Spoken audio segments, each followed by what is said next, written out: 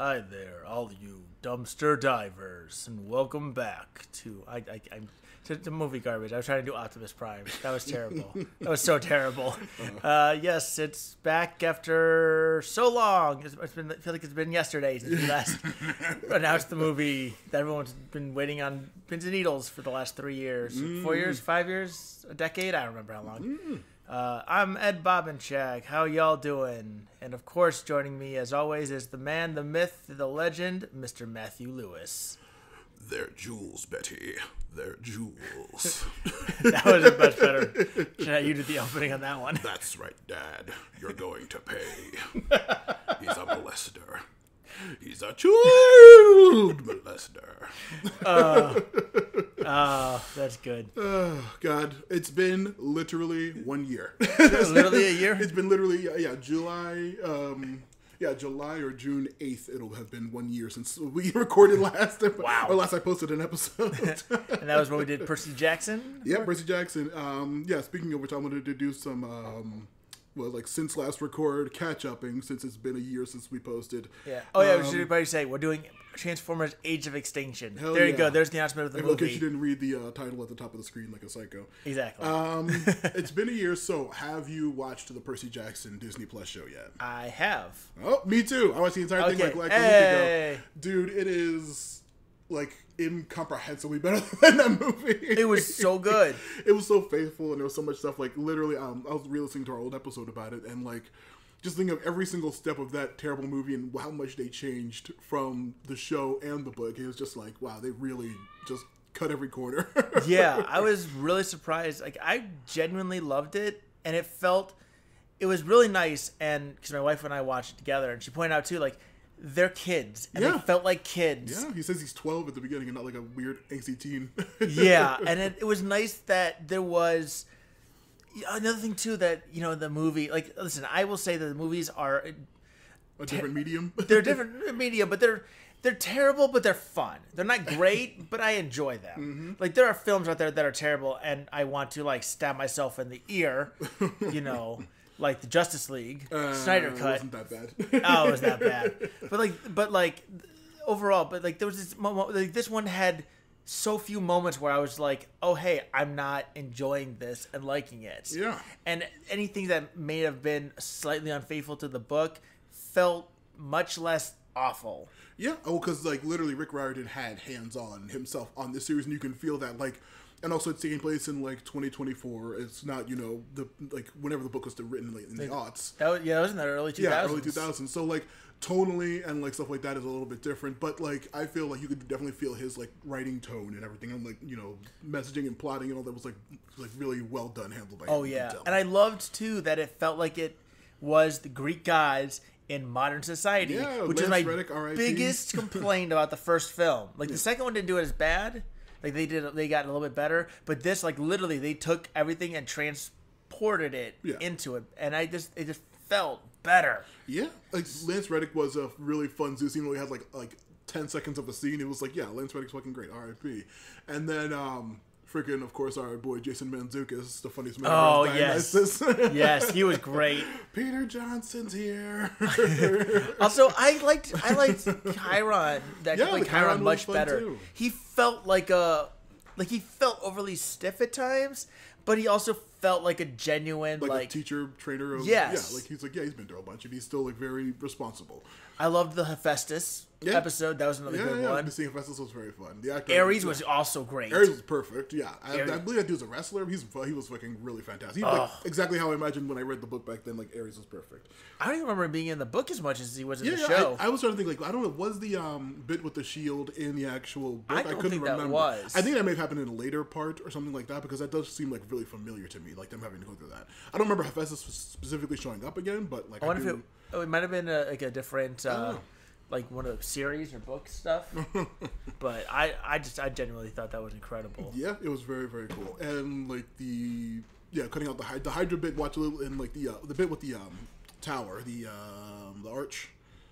Oh yeah, with the echidna popping up and everything like that. I remember. Yeah, I did mention in our episode that it was a chimera that they went up against, and the way they handled the chimera in this movie, it wasn't two heads and a weird snake tail. It was actually aspects of the goat, the lion, and the snake were all over the creature, and it was just like a normal looking creature, and it was just it was really all good, and fantastic. I like too that there was like a character behind it wasn't just a monster randomly. And a kid, another like god level being. Hades was also top Hades was tier. perfect. Yeah, I was. I didn't dislike Steve Coogan. I said he was good in the movie. Yeah. Yeah, he was given poor direction in writing, but this dude was like Perfect. Yeah. Just like they're like, okay, we have the bolt now. Give up, like quit being jealous of your brothers and stop the war. And he's just like, what are you talking about? I don't mind being here. It's perfectly fine. You stole my helmet. right, and it was another. Yeah, they were. I remembered that after looking it up. The show was just incredible. It was really, and I'm glad it also already got picked up for another season too. So that's perfect. They need to keep that trend up. I They hope did they that do. with the Avatar Yep. series Netflix did, and already with Fallout. Yeah, Both of which are fantastic shows. The show we covered on Action Toon Bros, Arcane, which was like insanely popular. Like literally, they aired like 3 episodes at a time, and like the day the final part aired, they said like, and don't worry, season 2 is confirmed. we're popular enough, we know. And I was just like, oh fuck yeah, thank God. I like that they've been doing that because it's Yeah. like, especially with shows, like it can be really hard, and I feel like the second you're gonna get more about what a good or bad something would be in the second season Yeah, 'cause than you would the have- first. Yeah, they have more popularity and they're more like eyes on them, but that could also be like more studio meddling, or that could mean like the writers step up their quality. Like you never know. Yeah, but I think too also like I've always felt like criticism and praise are important to have from opposing sides. So like, if you take a property and you get the criticism from the fans and you get what the critics liked from it, Yeah. you can see what can stay and not get touched. But then you can also find out, well, what did even the people who came away enjoying this say? You know what? I wanted to see this more, or see something like this. Yeah. Yeah, that was. I'm glad. I'm glad if we both watched the show and caught up on it, because that was totally great watching. Definitely recommend that. Listen to our episode about how shitty the movie is instead of watching the movie, and watch the show. Was I hard on that? It's been so long. I don't What? remember. It's been 1,000 years. Yeah. Since that No, episode. that was our last episode. That was 1 year. Yeah, ago. I don't remember what I said in that Oh episode. yeah, well yeah. Listen to the episode again. You too, and I'll be like listeners too. Yeah, and then rewatch that show because the show's fantastic. Give it more support. Oh, yeah. Next part of old business. Have you seen any of the other X-Men movies or X-Men '97 yet? Nope. Dude, well, Deadpool's right around the corner. I'll watch Deadpool when Deadpool Also, comes out. Yeah, exactly. Whether X-Men movies came out. Dark Phoenix is shitty. Yeah, I don't. I didn't say that. New Mutants, I said that's like one of my favorite X-Men things. But besides that, '97, the show. I've It's heard been about hearing it. like glowing reviews from like I've every heard single nothing person. but great things about it. It's been hard to watch shows here and there, especially something like, I don't know, like that one's a longer. Listen, when I watched Fallout, I watched the first 3 episodes, I went to bed, and then I was going to watch the next 3 episodes, and I ended up binging the entire 5 rest of them, and just like I can't. I think '97 is just like 9 or 10 half-an-hour episodes. Oh, that's not So you should terrible. be able to. Yeah. Why do I don't feel like know it if was longer? Well, the original series, the like 92 to 96. Oh no, that one is That long. show's like 70 something episodes. I was gonna record it for Action Toon Bros, but it was like that's way too fucking long. we can't cover a series that fucking long again. So so now we're doing a different show now, but then after that I'm probably gonna do the '97 show just to jump to that like really awesomeness, or What If, which I also haven't seen the second season of yet. Oh, I don't remember what happened in What If season 2, but I remember enjoying it. Yeah, I heard good things about that too, so I'm glad that's still doing very well. Speaking of like picked up already, like X-Men '97 was already picked up for another season, I believe too. So I believe thank that. God for that. Yeah, and then other things, of course, as you mentioned, the Schneider cut. All the James Gunn new DCU stuff aside, have you seen The Flash or The Batman yet? The Batman, no. The Flash, yes, I did actually watch that one. What do you think of that movie? You made it sound like it was a lot worse than it was gonna be. I said it was not good, but I said Black Adam was more fun. See, I thought The Flash was fun. Yeah, like fun. it was Definitely fun. It was a fun movie that, like, you made it sound like it's gonna be like bad fun. I'm like, I didn't think it was that bad. Like, it was a little weird and cringy at times. Yeah, it was definitely cringy. I mean, but it's it was gonna be cringy whether it was a great film just because it had Ezra Miller in it. but like I didn't hate it, and I kind of enjoyed the twist, and I loved it. It was not a bad film. Oh yeah, well, hey, maybe we'll cover it someday, and then we both watched it. No, actually, no, I'll never waste time with that. I'll probably do Black Adam, which I genuinely really like. I said it was on the higher end of DC, but still like I wouldn't say like a good movie. Like I think I give it a lower score. I give it a higher score than like any of the other Snyder directed stuff, definitely. But like I would put it below like any of the first Aquaman or Shazam or Black Adam I would definitely put above it. But the second Shazam was not good. I would put that probably below it. And then the there's another shitty one that the second Aquaman movie was fucking terrible. I put that below there too. But the first, that's another thing. Like the sequel, they put a sequel and everything goes through and then it's fucking shitty for somehow. It's because I feel like DC doesn't listen and they don't know what understand. they're doing. So hopefully James they don't just understand kick asses and I'd be curious to see how they do we'll with see. that. Especially because honestly, the Guardians characters never felt overly great outside of the Guardians films. Yeah. Like people give Quill shit for the Infinity War actions, Yeah. but even honestly, I thought like it made sense more in context.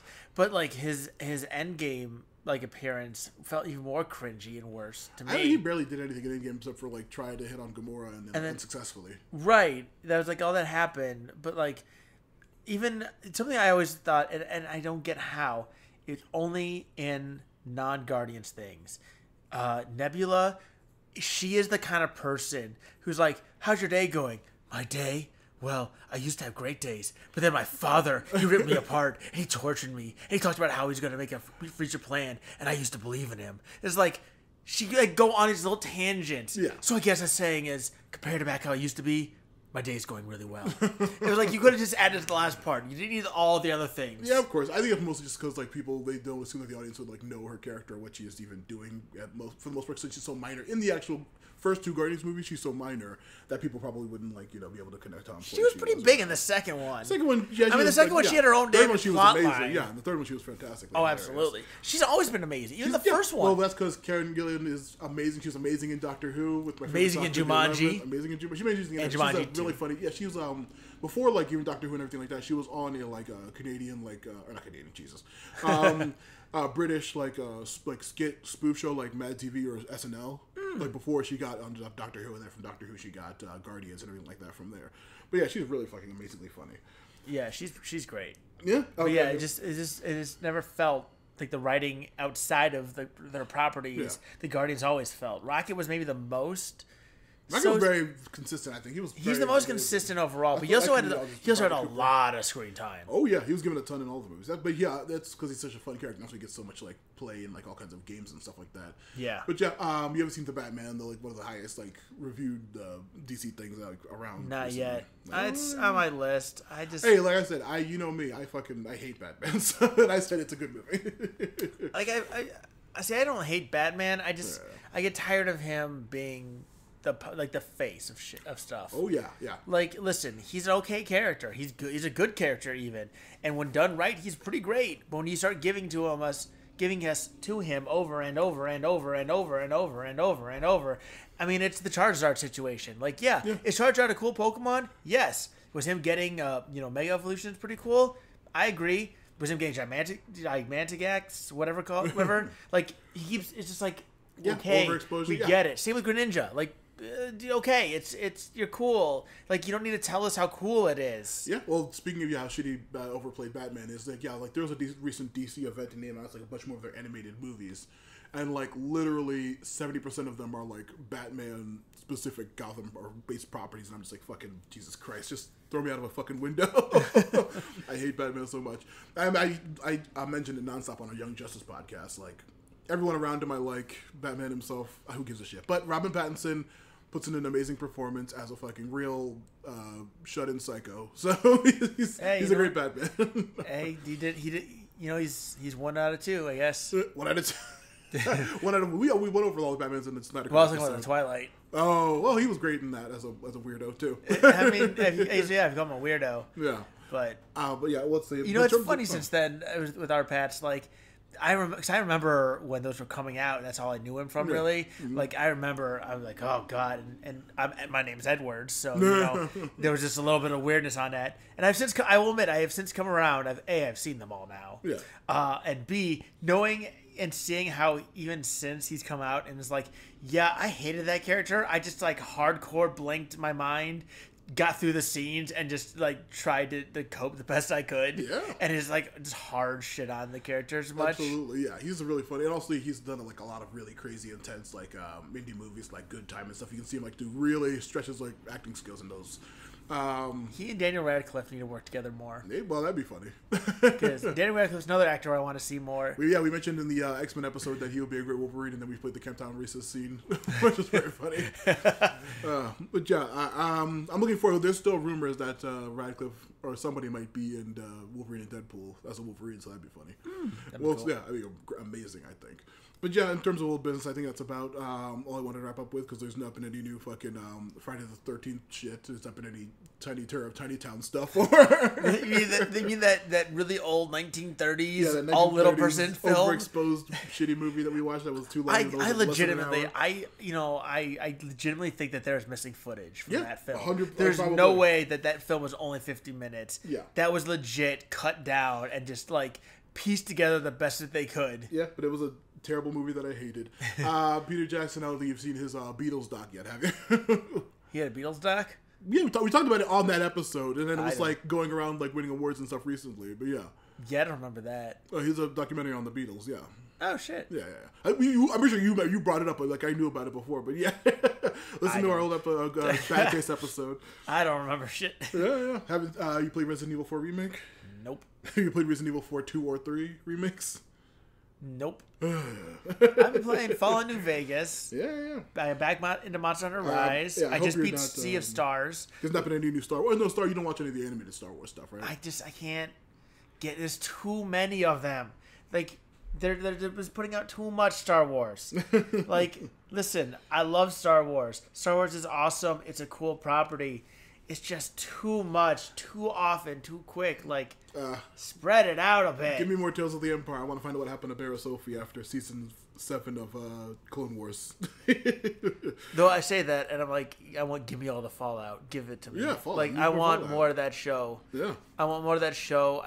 I want Bethesda to give a competent studio the games again, because I'm sure they've like taken everybody off of the Skyrim too. Elder Scrolls 6 or 7, whatever number it is. They better have. And I want that to be finished as well. That was announced in like 2017. I mean, Bethesda, I don't know. Yeah, exactly. I'm annoyed at them. And honestly, though, playing New Vegas again recently and I'm watching all the lore. It's not even just like they did great stuff. Like, you can tell that they're not tied to it to the same way that I feel like Bethesda's tied to the properties. Like, honestly, I was surprised the show didn't paint the Brotherhood in the best. Have you seen the show? Yeah, of course. Like, the Brotherhood was not painted overall the best. Yeah, well, they I love that. Yeah, they played everybody very gray, very believably and like interestingly gray, and like all around like everybody. So yeah, that's how you know, well done show. And also, like, so without spoiling hard, the fact that they have done to the NCR what they've done, and everything, like, I mean, the NCR, especially after New Vegas, like, that was an established thing. So for them to kind of mess with it the way they have the past year. Hopefully this doesn't turn into like I don't know if I ever told you about the show The Worst Idea of All Time. No. Okay, that's a show where these two dudes, I think they're Australian, they watched Grown Ups 2 every week for an entire year and did a podcast episode on it every. Oh my gosh! Yeah, and I'm like, I described it before, but like you can literally hear them like going literally insane, like every week. They watch the movie and talk about it. Did you come up with the next idea for after we get the One Piece podcast going? Yeah, I'll watch One Piece every day. Well, I say Freddie got fingered every week. Yes, that'd be amazing. That'd be. We just become enlightened. But like we'll watch it every day. Yeah, they'll like make up back. Like they've never seen the first Grown Ups. They didn't know anything about like Adam Sandler stuff at all. Like literally no Adam Sandler movies they've seen before, and they do like Grown Ups 2 every week, and they're just making up things about background characters. You can hear them like recording at like 3 a.m. Like we missed last week, so we had to watch it twice. This is the second time recording. It's just like I don't know. I want to jump out of a window. I don't even know what's going on anymore. It's just like, that's their main part. And after that, they did I think. Sex and the City 2 for a year, and they did like another like really bad, terrible. But like the main thing is they have a spin-off podcast on that where I think it's called like no, yeah, I wish they watch Paul Blart Mall Cop every Thanksgiving. Oh Jesus! Every year. Okay, that was every month. Again. No. They do it every year, and like they get together with these other podcasts and they watch the Paul Blart for Thanksgiving or something like that, and they do an episode on it. So we can't put 1 year between records again. Hopefully not. Yeah, we'll try. We'll cut it down. We'll start slow. 6 months. Yeah, 6 months at most. We already this Transformers movie. Oh yeah, it was terrible. It was awful. The end. Thanks for tuning in. No, but okay, yeah. So of course, as always, I have to go through my whole set process. Firstly, Michael Bay. How were you familiar with those other movies, like The Rock or Bad Boys 1, 2, and 3? Believe it or not, I don't see him in much. I remember the early Transformers when those were coming out. Mm-hmm. Honestly, I feel like I know more about Michael Bay from Osmosis and like cultural references to being the explosions guy. Yeah. What else? There was another movie he did that was. Well, it ties into this movie we did tonight. He directed the first or produced like the first 3 movies of the Transformers series. Yeah, I remember those because I always remember at least the first one fun. Second one and third one, honestly, at this point though, they all just blended together. Yeah. They all blend together. Oh yeah, they're very. I mean, I know maybe it's just me throwing shit into my head now just for the sake of making a joke, but I can understand or like see Shia LaBeouf going, I think we just found ourselves a Transformers. That'd be great. But yeah, he directed the first 3. He stepped away from the franchise. And then the story he says is that he was at like one of the Universal Studios rides, and like he saw like the huge line of people like for the Transformers ride. And he was just like, you know what, I can't give up on this franchise. I got to go back to do this new one. The real answer is me and you saw a little movie called Pain and Gain. Oh, that movie was awesome. Yeah, the studio said, that was the movie. We will give you any amount of money you want to do whatever your side little project you want to do based on this real event if you come back and do Age of Extinction. Well, you can tell where he put his attention then. Oh yeah, Marky Mark joined for that one too. Oh yeah, I didn't think with that. How did I get The Rock? Well, maybe he just didn't want to do it or they didn't have any role for him. The Rock. When has The Rock ever turned down an action role? Yeah, that's true. And also, no humans get really defeated on camera for the most part. Yeah. So like, and I know The Rock has a I don't get defeated clause. Don't lose clause. So you're telling me that we could have had The Rock punching Transformers? Yeah, with his because you think that would not have happened? Oh yeah, he would have like Hulk gloved another missile or whatever. Like those. Especially coming off of Pain and Gain, because Pain and Gain, they were the most jacked they've ever been. That was the point of the movie. Also, Anthony Mackie wasn't even in this one. I think he was busy doing any Avengers thing. Okay, that one. That's fair. I'll give him that one. Yeah. But we saw that film in the theaters, I believe. Yeah, it was a fun ass experience. It was amazing. That wasn't a dollar theater movie, was it? Possibly. I don't know. I can't remember. We definitely saw it in like a movie theater, but I don't remember if it was like a real one or a dollar theater. Right. But yeah, that movie was fantastically fun. Oh, it was a blast. Yeah, but yeah, he did that so he would get he did this so he would get funding for that movie, which is really well. You know what? Then I changed my opinion on this film. It's number 2 overall forever because it gave us Pain and Gain. Yeah, but also so he wasn't fully checked out of the studio because after this one he did also produce the 5th one, which is fucking the worst thing. How is this only this is not this the 4th? This is the 4th. This is the 4th. Yeah. This is only the 4th. Yeah, and there's 3 more after it. How? I swear to God, this was like one of the last ones that came out. No. This came out. This was like 2017. This movie came out or some shit. There's like 3 movies since. How? Yeah. I swear to God, you could watch this out of order and it still makes sense. Oh yeah, it wouldn't make any difference. You didn't see Ambulance, the Jake Gyllenhaal. I never even heard of that film. It's a new movie where these 2 brothers steal and are driving around in an ambulance. 2 brothers. Yeah. And they fight yeah, they're both aliens wearing sombreros. And there's a tornado. It's literally like that. It's like these 2 assholes are driving around in an ambulance because they were doing a robbery, like a bank robbery, and they shot a cop and they're driving around with the cop and the ambulance driver, who's of course a hot woman that of course that Michael Bay's being a creep too. But they're driving around in the ambulance. It's like a huge action movie. They're all sweaty. It's LA. Great lighting because of all of his production values he puts in. It was an okay movie, but I wouldn't probably recommend watching it. There's a billion things I would rather watch than that movie. But you never seen The Rock, the Nick Cage movie? I've not seen The Rock. With I feel like I have heard of that James title. Bond, Sean Connery? Connery, yeah. No, I've never seen that one. It's a hugely famous 90s movie. I don't know how. I've never seen that. And then Bad Boys, like I said, with Martin Lawrence and Will Smith. I know of it, but I've never. They're got all around to it. very fun, very explosive. Sweaty LA movies where everyone's driving. Just straight up Hot Fuzz. Do you know? Yeah, that's proved like the Point hell Break or Bad Boys 2? Which one do I want to watch? Excuse me, burp. No, which one do you want to watch first? And of course, or Will Smith doing them because Martin Lawrence stepped away from acting for like a couple of years. He definitely vanished for a bit. Yeah, Will Smith went off to try to promote his son and daughter's terrible careers. Yeah, which I don't know. I remember liking the Karate Kid. I didn't see it. You didn't see that one? I don't think I've seen any Karate Kid movie. What? I watched Cobra Kai. You didn't watch? Okay, Barney Stinson. Jesus. Yeah, exactly. I don't know what that reference is. You watch How I Met Your Mother? No. I don't watch any sitcom. I don't watch any basic sitcom. No, I have a billion other things I'm watching and playing and reading and running around. Are you up to date on One Piece then? Absolutely not. Oh, okay. I'm up to date on the Netflix show. I finished it. Oh, you finally finished the show. Okay. Fucking fantastic. Buggy's the best. I can't wait for that to come back in the next season. That's also picked up for another season. But Bad Boys. In your own time, if you have Paramount Plus or whatever, I definitely probably would suggest checking those out because that's something I want to watch down the line. It's one of those you gotta be in the. I feel like physical media collection is still insane to me. Yeah. So that's for Bay. You're not too familiar with his work outside of Pain and Gain in this Transformers movie. I know.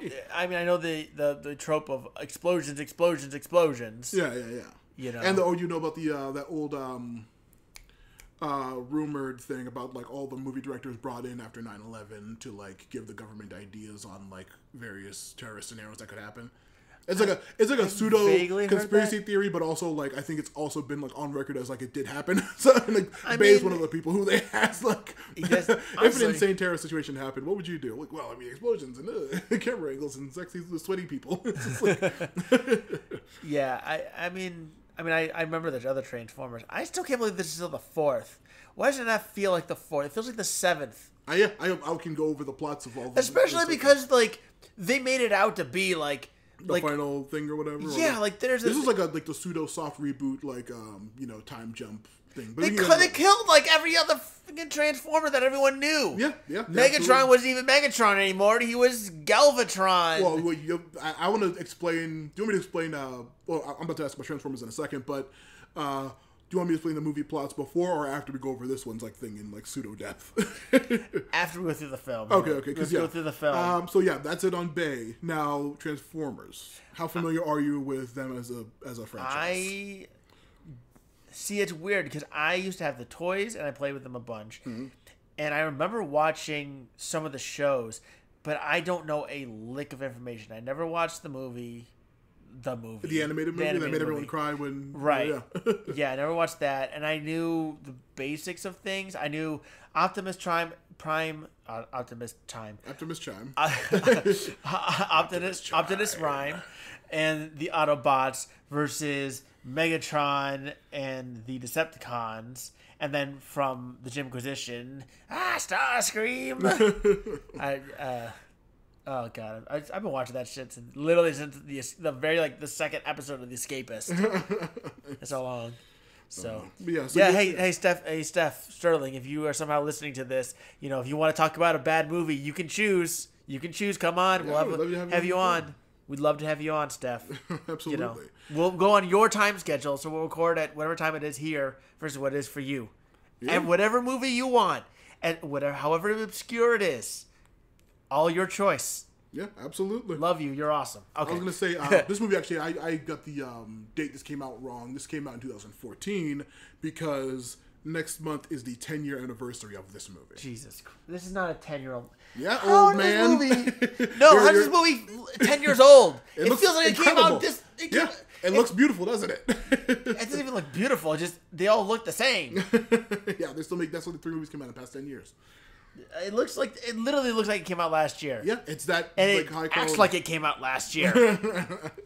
Oh my god. Yeah, but this is the 10-year anniversary of this movie is when this episode will probably be posted, and our 1-year anniversary of our podcast.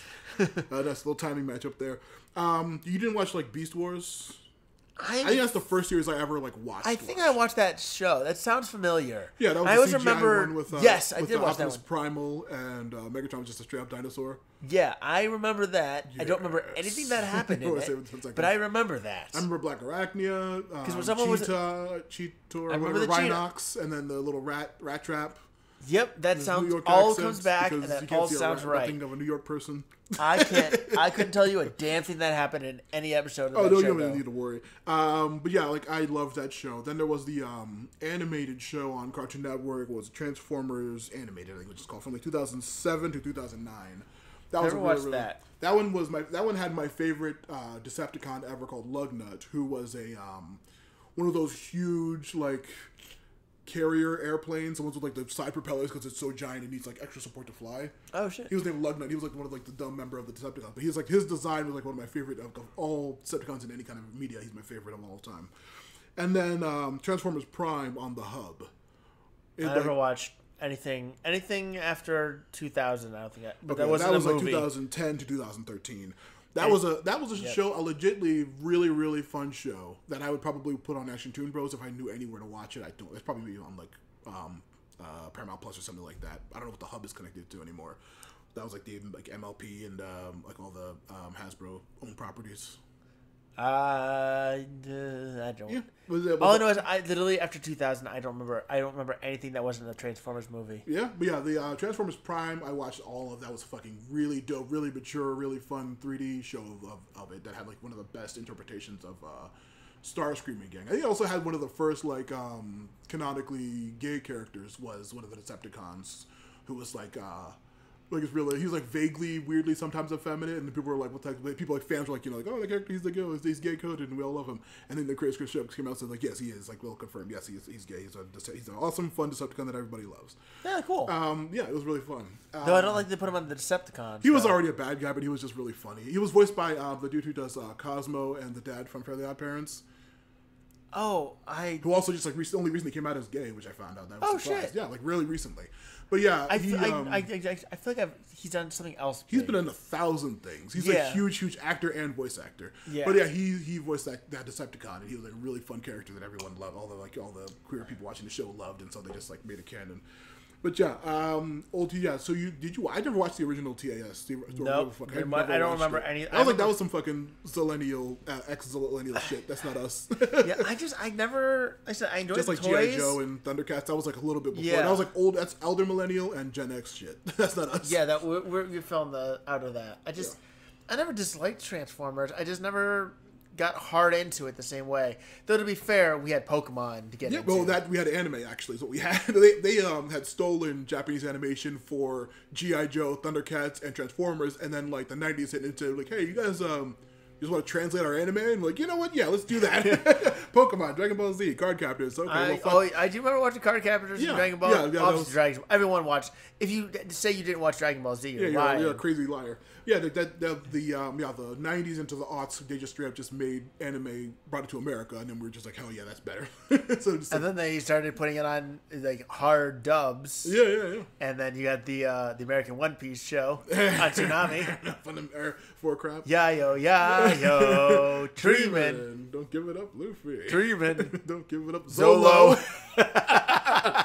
We're insane. Anyway. Give it up. Yo! But you know what? Hey, they got us into things. It got to introduce us to it. Yeah, it got it in our hands. Us to it. It got anime in our hands, and I was remember, we have to remember too. This was a predominant internet age. Yeah. The people who use the internet the most to be able to find those sites, to be able to watch them, properly subtitled. You had to have a lot of money and somewhat of a computer skill. Nowadays, anybody can. Find anime anywhere. Yeah, exactly. Yeah, there's a lot of since I said it started out as Japanese animation team working for an American show. There is a lot of anime Transformers stuff now, actual straight up manga and stuff, or actual anime animated by anime teams and stuff like that for Transformers in Japanese, which I'm sure super cool and have tons of cool action and shit. But it just, I said, I couldn't. And they said I think we were outside of the age gap of it. Yeah, and it was too early for us. It's a fun and also too great idea. It's a great idea, and I get Great to it. toys. Yeah, I remember. I do remember watching part, and I vaguely remember what happened. I'm sure my wife has seen it more than I have. There's a Netflix show called The Toys That Made Us. Yeah. And they talked about it there. I brought that up a bunch on our She-Ra series because of the He-Man episode. It was fucking amazingly hilarious.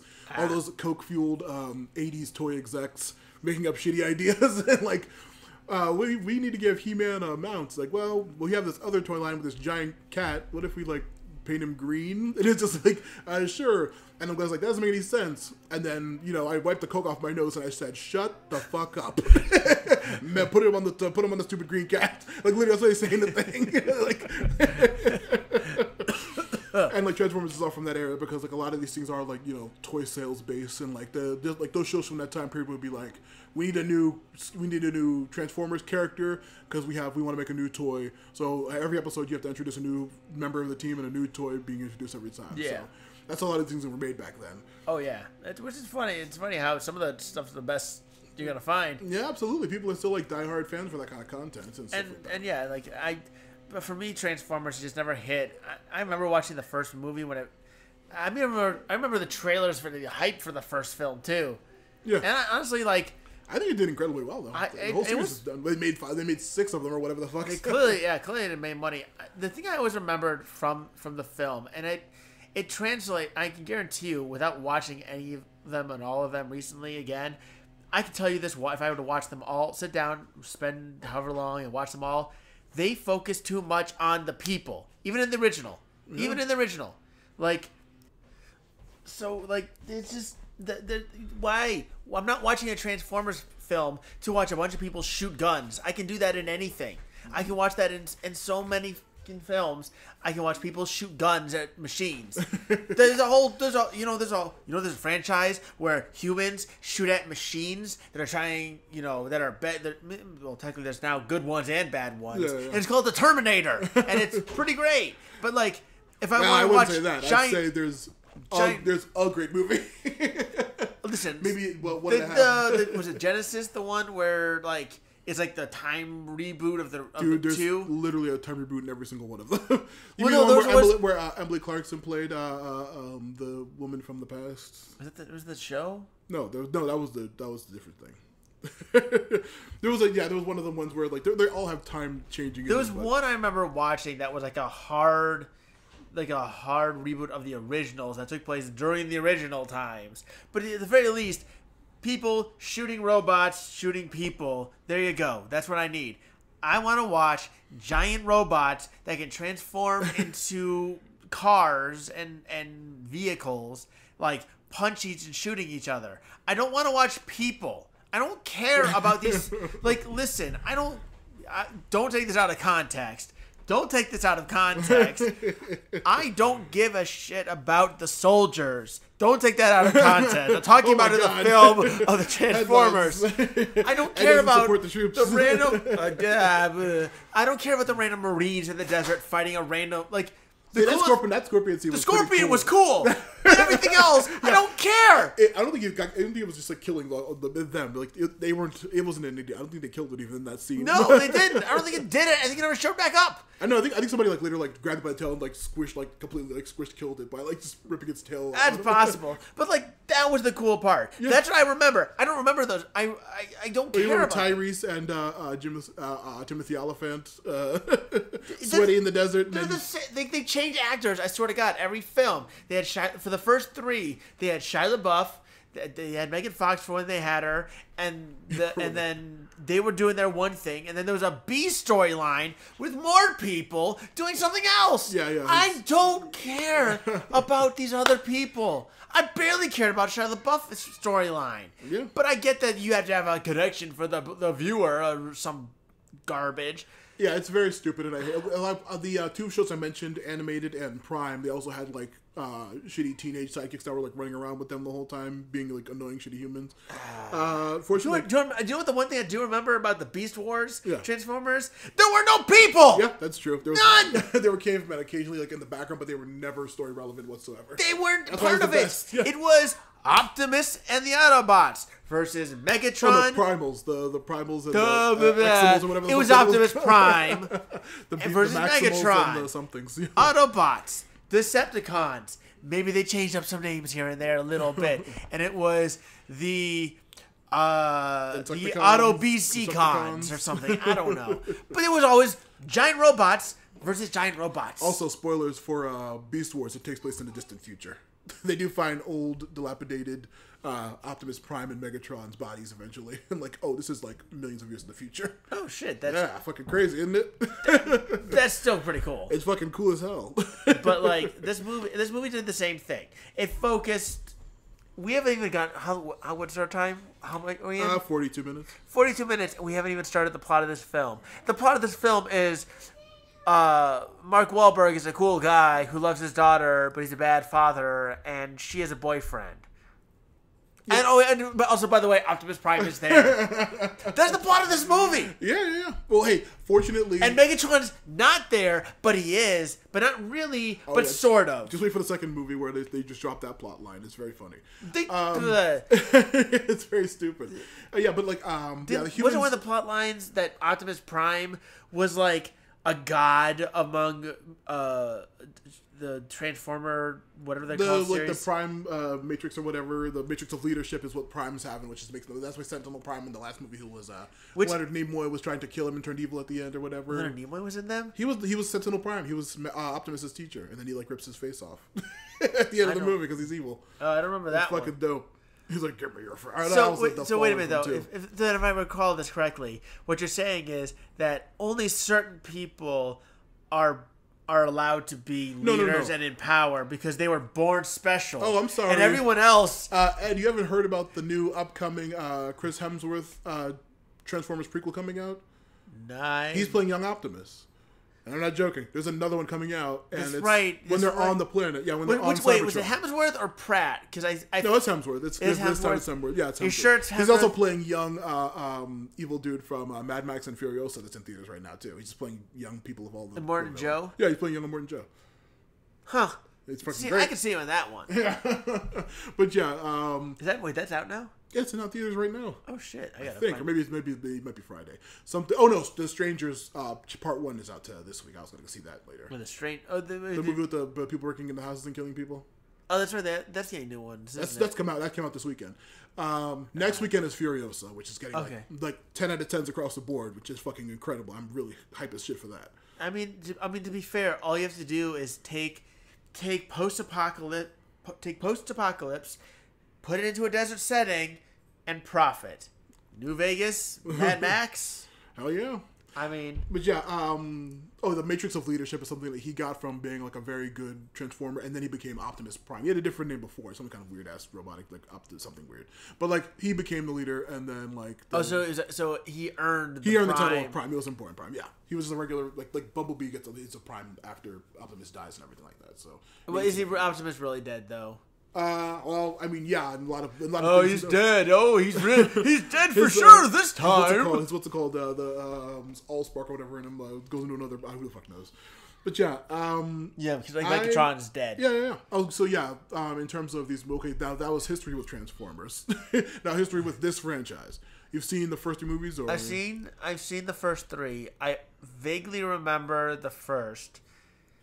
I remember the second one having a giant crane robot with the Constructicons make with that its devastating. Testicles. Yeah, like I'm under enemy scrotum or whatever. Like he had a scrotum joke. Yeah, and they fought on a pyramid. Yeah. And then the Fallen gets his face ripped off by Optimus. And the third one I just remember it was about that was one with Sentinel. I just remember there being primes. Yeah, that's what one with Leonard Nimoy and Sentinel Prime betraying them at the end. I don't remember any of the plot. Yeah, it's just all the plots just got... Well, honestly, these plots are just vehicles for vehicles to be cool and shoot lasers. That's it.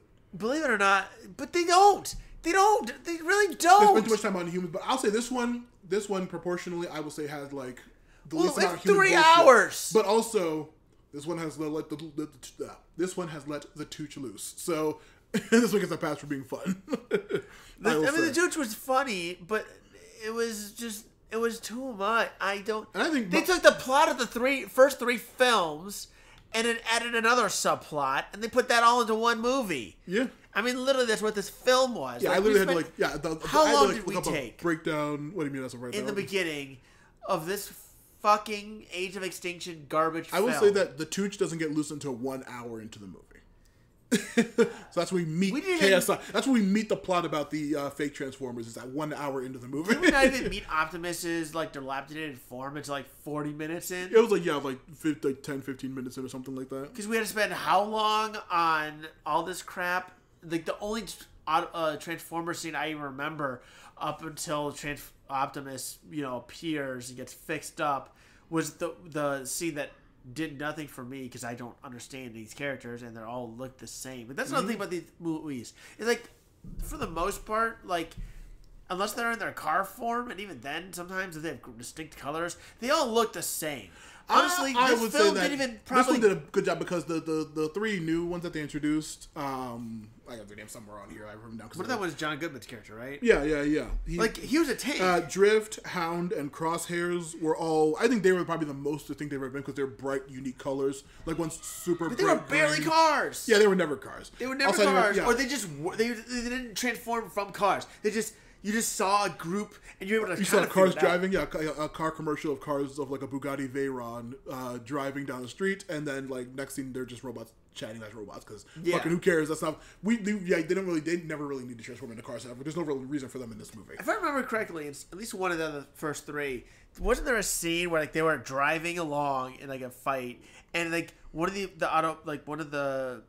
Transformers like, while driving, transformed, like, punched somebody's, like, head off, and then transformed back in a car and took off. Yeah, that happened. There's a couple of really cool shots like that. There was a really fun one in one of the movies where, like, one of the Decepticons was, like, just, like, driving in their car form, like, trying to get away, and then somebody else just came and, like, cut them in half while they were still in their car form, like, literally bisected them, and it's, like, an insanely cool scene.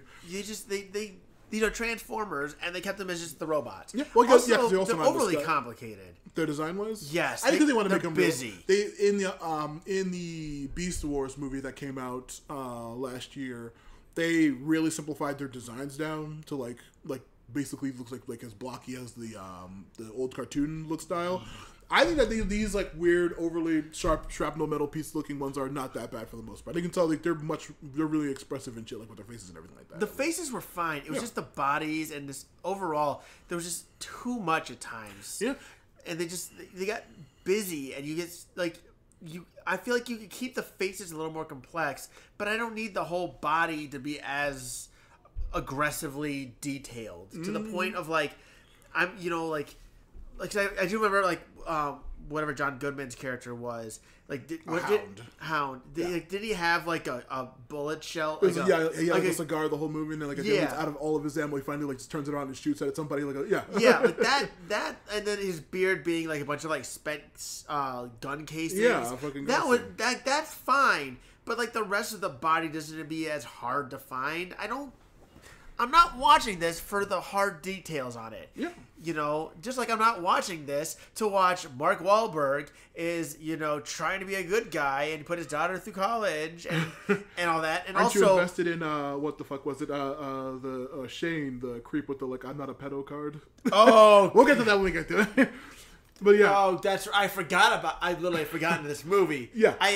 So we watched this movie, what, 3 weeks ago? I think it'll be 2 weeks ago, probably. And since then, initially we were going to try to record last week, and I thought, we'll be able to take notes. Oh, well.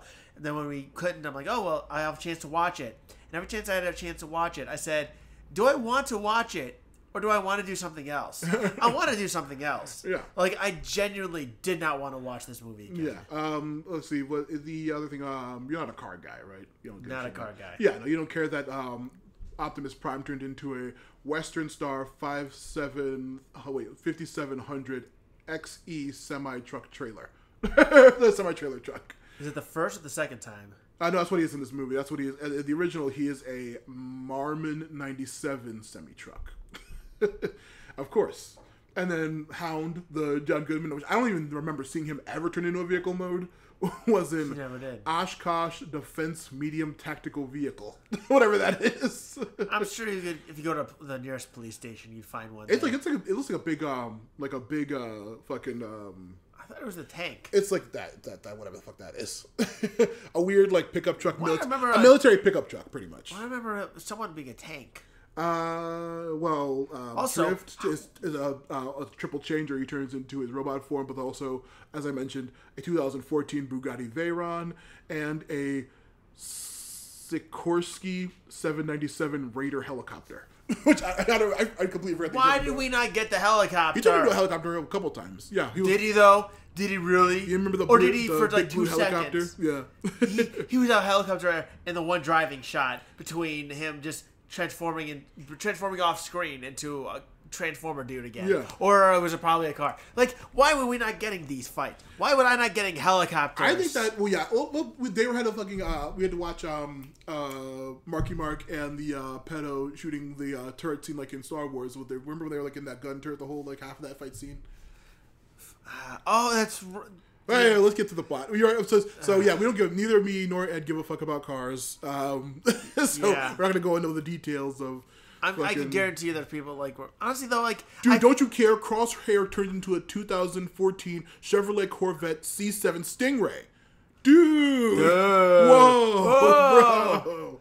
I was like, oh shit, I love the Stingray.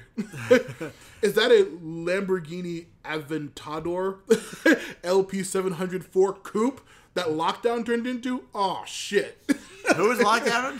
Lockdown was the bounty hunter, the coolest part of this movie, I would say. Whose face turned into a big ass gun. he could have been interesting if he actually was like explained. Yeah, no, he was never explained. He was never explained. He was a bounty hunter ? But yeah, okay, so yeah, Cars, who gives a shit? It's for weird jackoffs. But no, let's start this movie. Oh, Transformers. Do we have to? Age of Extinction. Ugh. Now, we open up on dinosaur, ? You did? Some sort of bipedal ceratopsian dinosaur is walking around the forest eating bugs. Oh, that's right. There's dinosaurs and then a giant super bomb comes down. Giant spaceship comes down and starts dropping bombs that turn everything into living metal. We see large sauropods and all kinds of shit running and getting completely blasted into like weird metal skeletons. Now, listener and Ed, I know what you're thinking in your mind right now. Well, that explains where the Dinobots came from, right? No, wrong. This has nothing at all to do with the Dinobots. These dinosaurs... Exactly, Brian. How did you get here? My son upstairs. Yeah. Oh, it's Brian or Diana? It's yeah in the background. Yeah, in case you got confused, because in his 2-hour 45-minute runtime, this dinosaur scene and these dinosaurs being turned into metal has literally nothing to do with the Dinobots. So do not worry. But it does have to do with how they made the fake bots. Yeah, the Transformium. Yeah, Transformium, the non-decons or whatever the fuck you want to call them. Transformium, come the fuck on. Transformium, right there with Optimus. Unobtainium. Yeah. Fuck that movie, by the way. Fuck the Avatar movie. Or if you want to say, what was it? In Phoenix Wright, it's a very serious moment. This person's in, the murder victim was somebody who was researching this cure for a disease. And since he was murdered, they were unable to get the cure. The disease is called incuritis. He has incuritis, so there's no cure for it. We need to find out who murdered the person trying to research or whatever. But at least in Phoenix, right? That's hilarious, though. Yeah, because everything's a pun in that thing. Exactly. But yeah, I got to put incuritis in one of my games one of these days. After the unimportant Transformium scene with the dinosaurs, we cut to Cade Yeager.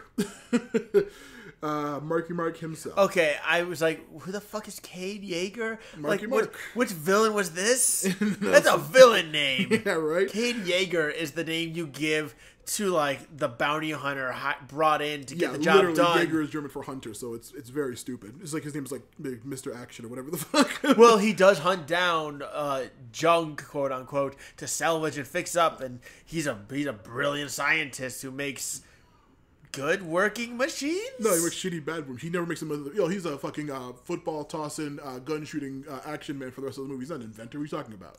Oh, I mean, he's an inventor, I think. Yeah, no Shia LaBeouf this time. This was the first one without Shia, though, wasn't it? Yep, and when asked why he didn't come back for this one, because there was rumors that he did want him back, he said that he felt like the characters plot and arc and everything were completed in the first trilogy. So there was no reason for him to come back and continue like just to show up for the movie. Real reason, he asked for more money than they wanted to give him, Yeah. and Michael Bay said, "I don't give a shit. I'm not spending the little bit of money I have on this to give to Shia, so I'll find someone else to give it to." Yep, Shia, oh, hey, Shia. I want you for my other film, Mr. Mark Wahlberg. Would you like to be in this film too? Yep. And also this is probably years And he before said, all of... I think we got a movie here. This is years before all of Shia LaBeouf's, cancellation stuff, so... Is he on the good or bad track now? Bad. From last Okay. I've heard, bad. It's not good. Wasn't there a time I thought that it was like... No. He was, because, like, went crazy? The movie, the one that just... What was the movie, the shitty one that just came out with, the one with Harry Styles and Florence Pugh? Pepe Le Pew? I don't know. Really? The one with those people in that weird, like, 1940s dome thing, and they were, like, being all weird. I thought you saw the movie. That's fucking terrible. Don't worry about it. Olivia Wilde, like, recently got in trouble because she was, like, on a call with Shia LaBeouf, who was supposed to be in that movie, and she, like, was, downplaying all, like, his bad stuff that he did, and it's a whole long, complicated, bad thing. But the Chicago War just happened in the end of the third movie, where like Chicago was basically completely destroyed, and that's why everyone says "Remember Chicago" on all the posters and shit. I remember that. I do remember that. I remember Chicago being like completely blown the shit up. Yep. And apparently that's just like allowed for like hard, like generalized hate towards all everybody. Yeah, all Transformers are hated now. Then we meet Tessa, Nicola Peltz, back on the podcast from her starring role as Katara in Avatar. Wait, the daughter. That's right. You said that. Yeah. That was Katara from the Last Airbender film. Yep. She had more personality. I guess. Yeah, she was kind of like screamy, crying, and dating a weird older guy. I genuinely don't remember this movie. Yeah. I don't. Well, we get creepy pinpoint number one. Oh, this movie had Tim Miller, doesn't it? That's right. Yep. Tim Miller's in this movie. We are just striking out here, aren't we? Yep. Mark Wahlberg's not terrible as far as I'm aware, right? No, he's just from Boston. He's bad. He's done a lot of bad stuff. He's from Boston. Yeah, he's from Boston. You remember, like, he was talking about, he got in trouble when he was a kid, like, well, it's like, beating up people, just randomly attacking people because they were either Asian or black growing up. He got in a lot of trouble for like when he was growing up. Yeah. Or? Oh yeah. Like a lot of really like shouting the N-word at people and like beating up Asian people, yelling at them slurs. I mean, I feel like so, yeah, everyone's bad in this movie. But yeah, creepy point number one. Also, the acting is terrible too. Yeah. Oh, look at the jokes. We meet T.J. Miller and him going to some kind of weird theater that they're going to be. Okay, they went to like a massive. What was that? That was not just a movie theater. It was like a dilapidated theater, I think. But that was like 1,000-seat theater. Yeah. Because it was like this massive, like lower level. And then there was like multiple high levels. They get like this like super high and a truck inside the building somehow. Yeah, and hey, how much for the truck? What truck? Yeah, this big ass dusty fucking. Let me double check one more time. A Marmon '97 semi truck. A 1977 Marmon '97 semi truck, of course, all full of bullet holes and rusted up and shit.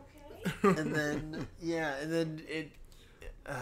Yep. I genuinely hate this movie. Yeah, they find him in the theater and they say they're gonna buy it, and then there's a little foreshadowy football scene where T.J. Miller, being a goof, gets a football thrown at his head by Marky Mark. Now, how's that foreshadowing? Eagle-eared listeners and Ed, keep that in your mind. They'll come back later. You'll never see it. We're talking about this movie. I'm gonna forget about it in a second. Yeah, probably. You don't understand. I'm like next scene, one of the coolest scenes in the movie. We are introduced to Lockdown. Oh, that's right. This scene where he comes out of the swamp with his fist turned into a big ass gun.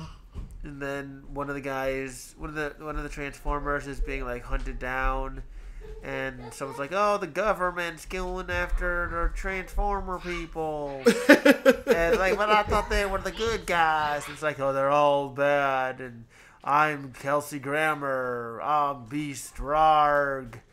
Give me the information. Okay, rip, kill, stab. That's what happened, right? Sure. Verbatim. That's That's exactly what verbatim. Yeah, pretty much. Ratchet is killed by Lockdown and... Not Jungle Book, apparently. It is Titus Welliver, who I know from Lost, Supernatural, and Bosch, the main bad dude henchman you see. He's a fucking huge actor who I love in a bunch of different stuff. Hooked him on. I've probably seen him in something. Yeah. The other one, Kelsey Grammer, of course. Yep, Kelsey Grammer. Yep, Cemetery Wind is the name of this weird government group, and they are hunting down Autobots. They had a name? Yeah, Cemetery Wind. He says it offhandedly at one point. Ratchet. Wait a minute. Whoa. Cemetery Wind. Yeah. Why were they called Cemetery Wind? They were hunting down Transformers. Oh, no, yeah, as far as the government knows. Why not Junkyard? You cemetery. What? And Wind. Like the giant cars, robotic things. I don't know. It's a mysterious evil name for an evil government corporation. It's not. It's CW. Yeah, it's very silly. It's the CW. Cartoon Wetwork. Wetwork, yeah. Hey, there you go. Perfect cover. T.J. Miller, dumb scene. Oh, he's being a goof, and this is when Optimus transforms out of his form when Marky Mark's putting it back together. Well, they fixed him, I thought. Yeah, he's That's beginning why... to try to fix him because he's an inventor, which is a very dumb excuse. And of course, he sees and stuff. I think we found an Autobot here. Yeah, no. Or I think we found a Transformer. from the trailer. Less enthusiastic than I remembered. Of course. Right. Although that's one of those things where there's a different cut in Avengers or in Civil War when the trailers all showed he's my friend. He's like, so was I. And it was he said it a weird funny way. And then in the actual movie he said it completely dead serious. So it's a cut using the trailer, different from the cut using the actual movie. I mean, I think we found a Transformer. Mushroom Kingdom, here we come. Mushroom Kingdom, here we come. You know what? Thank God they didn't use that line at all in the film. Yeah, just give him a wahoo. It's perfectly fine, don't worry. Wahoo!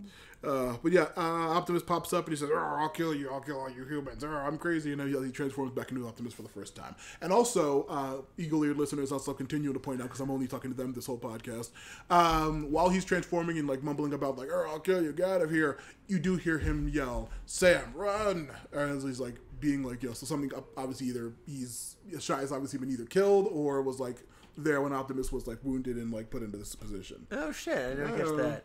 Though to be fair, I just didn't care. Of course, we didn't know what the fuck was going on. I had watched the movie 3 times to figure out what the fuck the plot was. You watched the movie more than once? I saw it the first time in theaters. I saw it a couple of years ago, and then for our podcast I watched it. So yeah.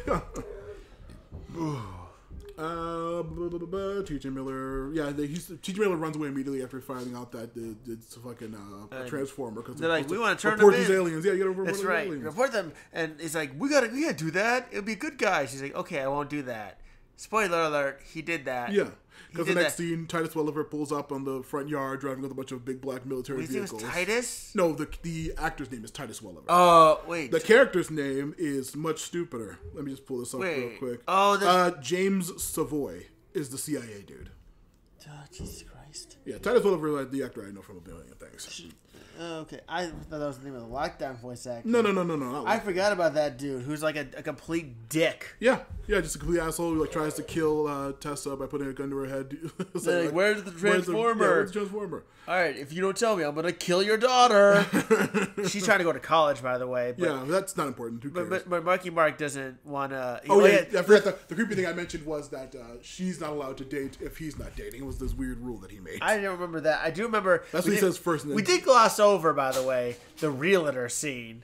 Where, because his house is being foreclosed on, because he's not paying his bills, because he's just spending his money to fix up electronics and things from dilapidated movie theaters in a random Texas town. So the realtor comes by randomly with 2 prospective buyers, and he shows up with a baseball bat or a shotgun? Yeah, a baseball bat. Okay, it's Texas. Who knows? It's either or. Exactly. Oh yeah, he's Texan. You can tell from his Boston accent. He showed with a bat. I thought I told you to come back out here. And she's she's like the people are scared, and he's like, yeah, I'll bet your brains in over here. I'm from Texas. I'm from Texas over here. Go Patriots! But yeah, fortunately, Texas Patriots! Yeah, I love these guys over here. Get a nice slice of za at the Texas rodeo over here. Then after Yippee-ki-yay! or whatever, I love the Knicks, the Texas team. Cemetery win. They try to kill stupid Tessa. Who cares? I wish they did. Shane. Oh, this way finally introduced. As they're being held up, a vehicle comes flying out of the air. Like into the air somehow from nowhere, and like hits one. Yeah, like literally in the air, and like the tire hits one of the CIA people in the face somehow. I don't remember that. Yeah, and then it's like, oh, is that a Transformer? No, it's the creepy boyfriend Shane. Did they always meet him once before this? No, this is when we first meet him. And yeah, that's right. And it's like, he seems like come with me if you want to live. I know what's going on. Yeah. Nope. No fucking clue. He decided to show up, apparently. Yeah, he just shows up randomly knowing that she was in trouble, and they jump in the car, they drive around. He's like, who are you supposed to be? I'm your girlfriend. Your girlfriend loves my stick shaft or whatever. He says a bunch of weird, like, gross shit like that, like, literally in the car. Also, she's in high school. Oh, we'll get to there. We'll get to that scene. He is he is not. He is out of college, at least. Optimus pops up and starts killing humans left and right. Shooting them with his... He's shooting a ton of humans. Yeah, he's shooting a ton of them. To be fair, though, it is... Cemetery win. Lockdown has been like spying on them like a big sniper head. Just running back and forth. He's kind of there. Yeah, he's like, okay, well, Optimus is here, so he just pops up and starts to give chase in the car. And then, like, while they're doing that, he drops a big giant grenade, which, like, does the weird, like, metal shit, like a small version of it. And poor T.J. Miller gets killed at the beginning of this movie. That's, like, after a very long car chase, though, right? Yeah. Like, you just went over it in, like, what, 15 seconds? And in the film, it's like a 30-minute sequence. Yeah. Right? Yeah, it's very, very long and very drawn out, and it's we run around with creepy butt Shane. Were they in the gas station after or Not before yet. T.J. Miller? No, T.J. Miller gets killed, and then we get the scene where they finally talk about the Shane situation. But I was going to say, okay. The rumor is that the reason T.J. Miller, this is the first time we've ever seen an established human character get killed in one of these movies, especially a comic relief character, and the rumor is it's because T.J. Miller was so annoying to Michael Bay that he wanted to kill him off as brutally as possible. And that's why he got turned into like a metal skeleton, like ash skeleton, in a big giant explosion. Did he do something stupid, like he couldn't get out of something on time, or... I don't know. I don't remember him. I think he was just like slower than the rest of them while they were all Yeah. I mean, listen, I believe it. And... Because this was before all the allegation stuff came out, right? Yeah, this is before that. But like I said, every single person in this movie is problematic. So Michael Bay is problematic with all the stories from Megan Fox regarding the Transformers set. That's Marky Mark has his history. T.J. Miller, his. Everyone's bad. But yeah, but that's just the nature of movies. You can't have anything anymore. You really can't. And then this is the scene where we get Shane talking to Marky Mark regarding him dating Tessa. Yep, Ed's taking a big long chug. All right, so you want to go into...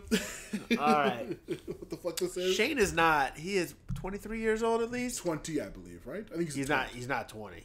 Well, if she's 17, the actor's supposed to be, yeah. I know the character had to have been like 21 or 22. Mm-hmm.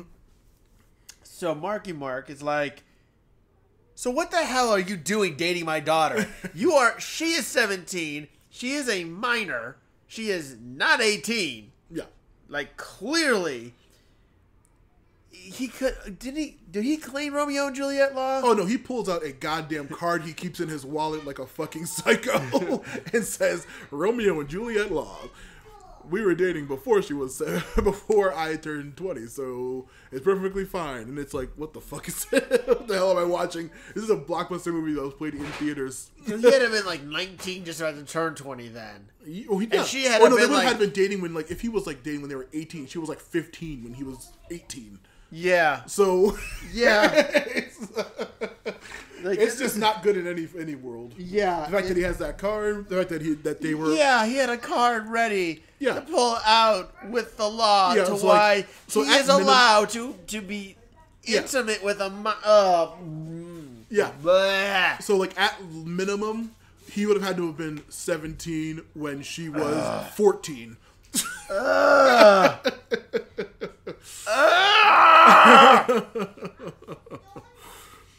Yep.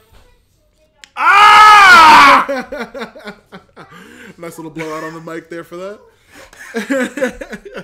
Now, don't run away, eagle-eared listeners. There's still more to come. Even if that did blow your eagle ears out. If you can't tell, I hate this movie. This movie's wonderful. This movie is awful. Because right now we meet Drift, who is voiced by Ken Watanabe, who you recognize from Inception and Godzilla and stuff like that. Hound, John Goodman, of course, who needs no introduction, the most amazing, huge dude ever. And then Crosshairs, who's the green one, and voiced by John DiMaggio. Of course, everyone knows him as Jake the Dog, Bender, 1,000 freaking cartoon and animated things. I don't know why I didn't realize that. Yeah, John DiMaggio voices Crosshairs. And then this one was a surprise to me. Bumblebee, who you remember, he's got a voice. He's had his voice back for a while now in the series, but he still does the radio thing occasionally just because it's, the meme about him or whatever. Yeah. But primarily Bumblebee's voice actor, Ben Schwartz. Oh, shit. Hell yeah. You hear a couple of lines when he's being upstairs. He's like, I'm calm. That's Sonic, I'm calm. right? I'm not even touching him. Yeah. Okay. Yeah, he's of everybody. And also he's one of the Huey, Dewey, and Louie brothers from... it's pretty crazy that he does some pretty good voice work. What's his name in Parks and Rec? It's a really fucking funniest name. John Ralphio. Yeah, John Ralphio. He's amazing in everything. He is incredible in that to a strange degree because it's in that because I want to talk about Parks and Rec now because fuck this movie. Yeah. But I've never despite whatever Aziz might or might not have done, I never liked his character in Parks and Rec because he felt like a bad character, a bad person. A bad person, yeah.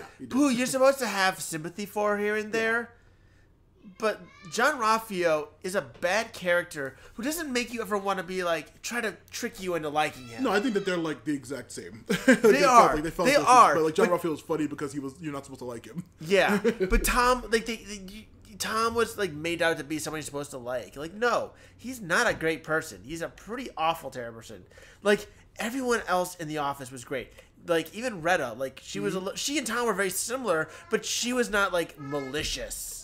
Yeah. To the same extent. Tom was I'm a selfish person and you should like me despite me being selfish at your extent. Retta was I don't care. I'm awesome and love me and I want you to love me, but I'm not going to put you down to make you love me. To make me love someone else love me. Yeah. I just want y'all to love how awesome I am. Yeah, she's very. And very also, fun. I'm above what I'm doing.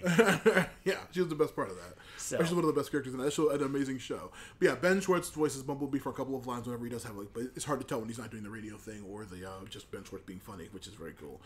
And now we hit the 1 hour mark because the Tooch is finally loose. I will say before we go to before him, for my disdain for this film, the voice acting for the Autobots, I don't even know who did this. I don't even know. There's not even Decepticons in this movie, really, are there? They don't have any voice acting except for Galvatron, which is also a very important voice work I have to talk about. But none of them. Lockdown is an actor who does a lot of voice acting, but I personally, I'm a fan of huge voice actor fan. I did not recognize Lockdown's voice actor from much. But for the Autobots, despite them having god awful lines and no plot to speak of, I felt like their voices always felt separate. I'm not as familiar with. I didn't realize John DiMaggio. I know Ken Watanabe, but I didn't know, I couldn't... If I were to look at him, I feel like I didn't, see, oh, I recognize it from somewhere else. And even John Goodman took me a hard minute to figure out. Oh, yeah. And of course, Optimus' voice actor has been the same for, 20, 30, 40 years. He's probably 40, maybe going on 50 years now, Peter Cullen. Yeah. His is iconic. So, they're given awful lines and everything, and I hate the way they looked, but I never heard the voice and thought, oh, this is so-and-so just doing a voice. This was, I gotta give some praise, and I thought that the voice work, despite the lines being said, the voices that said those terrible lines were pretty damn good. Yeah. I was gonna say, the history of all the voice actors they've had in all these movies, for the most part, unlike 99% of other action movies with animated or CGI characters, More often than not, the other Decepticons and people in the other movies are actual like voice actors. Like they're for the most part they're not celebrities, cast or whatever. They're actual like voice actors like John DiMaggio or like John Goodman does a lot of voice acting work as well. Yeah. They're like actual like voice actors like Phil Lamar, Tom Kenny, Stephen Bloom, like John DiMaggio. They're like for all the old show, like all the other like background characters in the show, in the movies and stuff like that. They're regularly like actual voice actors, which is a really cool thing that you like, don't see in a lot of things. Which like I really wish they do because like I'll admit that I made the joke earlier, but like Chris Pratt wasn't terrible in the Mario movie. Yeah, he does good voice acting work. It's just overexposure because he's not like that of like a unique of a person that he could have won with. And it's also too he's got a normie voice. He's got a very normal sounding voice. Mm-hmm. He's in the Lego movie. It worked. It absolutely worked. And because he was doing a fun character. And he was a different type of. And also too, his character was the normal guy. Yeah. Charlie Day. He's done some good voice work, and I'm also biased because I love him in Sunny. But he's got we're just like someone like Gilbert Gottfried as well. Like if you look at some of these voice actors who Gilbert Gottfried does one voice, but it's a voice that only Gilbert Gottfried has. Of course. Or I'm trying to think of another guy who went into voice acting and he's got just that voice. Like he doesn't have to change it because it's so out of nowhere, and he's the only one who's got it. Like there are people like that. Chris Pratt's not one of them. No, and they've done a trend of that. They could have like hired anybody to do that regular exactly white guy voice. Yeah, and like he's very funny. He can do very good improv and stuff like that, but they're not really doing that for voice acting for the most part. So and in voice acting itself too, like it's a completely different art from on camera acting. I don't think he does many. Oh, the guy who plays, I don't know his name. The guy who does Pleakley in Lilo and Stitch. Oh yeah, he's from the show. He not Whitest Kids. He's in another improv group that was fucking incredible. But I remember watching him because I remember watching Sky High, and he's in that. Yeah, and he's just doing his voice, but his voice is so odd and distinct. Yeah, he's an amazingly cool voice. Like I'm okay with actors who have distinct voices going into voice work. Yeah, Kevin McDonald is his name. Yeah, Kids in the Hall. That's what I know him from. Okay, Kids in the Hall was like the '90s sketch show he was on. That was like he was fucking amazing with all the other people. Yeah. I wish they would stop putting like normal voice people just doing their normal voice. Like I should not be able to take out Chris. You could take out Chris Pratt and put almost any other generic white guy into the voice role of Mario, and it sound almost the exact same. No disrespect to Chris Pratt, but it's the truth. Yeah. You could not take anybody into Yago and have them do their normal voice. I guarantee you, if there's one person who has the same voice as Gilbert Gottfried, they're in the middle of some random, Asia-Uran country that has never seen the television. And that's not to be mean. That's the truth. Yeah, that's such a distinct, rare-sounding voice. Absolutely. But yeah, the voice work in this, again, they had voice actors and they had people did voice work, and it showed and it came across that these were not just actors playing the Autobots. So absolutely. I will throw that. That's where all this came from. Yeah. I'm on my third beer now, and I want more. And I don't want to make you pause to go get more. Well, like I just said, we are only 1 hour into this 2 hours and 45-minute movie. So the rest of this movie makes no sense. I will say the next 5 scenes. Also, we spent an hour of the podcast. Preamble, yeah, because I love the preamble. That's why every episode's fucking so goddamn long. Yeah, especially recently. Yeah, exactly. Tooch gets loose, and then I literally have notes like KSI heist. KSI is the company making the fake Transformers. What they have is the seed, which I think there was a scene earlier when we saw like a metal T-Rex or whatever, and like this is the Transforming we're after. We see Stinger and Galvatron. They found ancient ancient opening metal, scene. Yeah, ancient metal dinosaurs. Yeah, and maybe that does not have anything to do with the Dinobots. Listeners, pay attention. Keep those eagle ears activated. I'll try not to pull them out again. It is not related. KSI, they want what's called the Seed, which is the device that lets them like the Transformium or whatever. I'll say terraform, but not really that. They're turning it into Transformium. Land. Transformium, I guess. Transform. Transform. Oh, we figured it out. Yep. Oh god. So the gang is going to heist KSI to figure out what the fuck is going on because they find out from one of the dumb drones that they're the company that makes the drones for Cemetery Wind. So so this KSI company. Yeah. The fact that it took so long to get them introduced is absolutely a crime. Yeah. And also too like the one scientist that we get to see there, like the lead researcher, that was somebody who I remember and deserved a hell of a lot more screen time than he got. Yeah, the funny British which is guy. saying something in this 3-hour-long slog fest.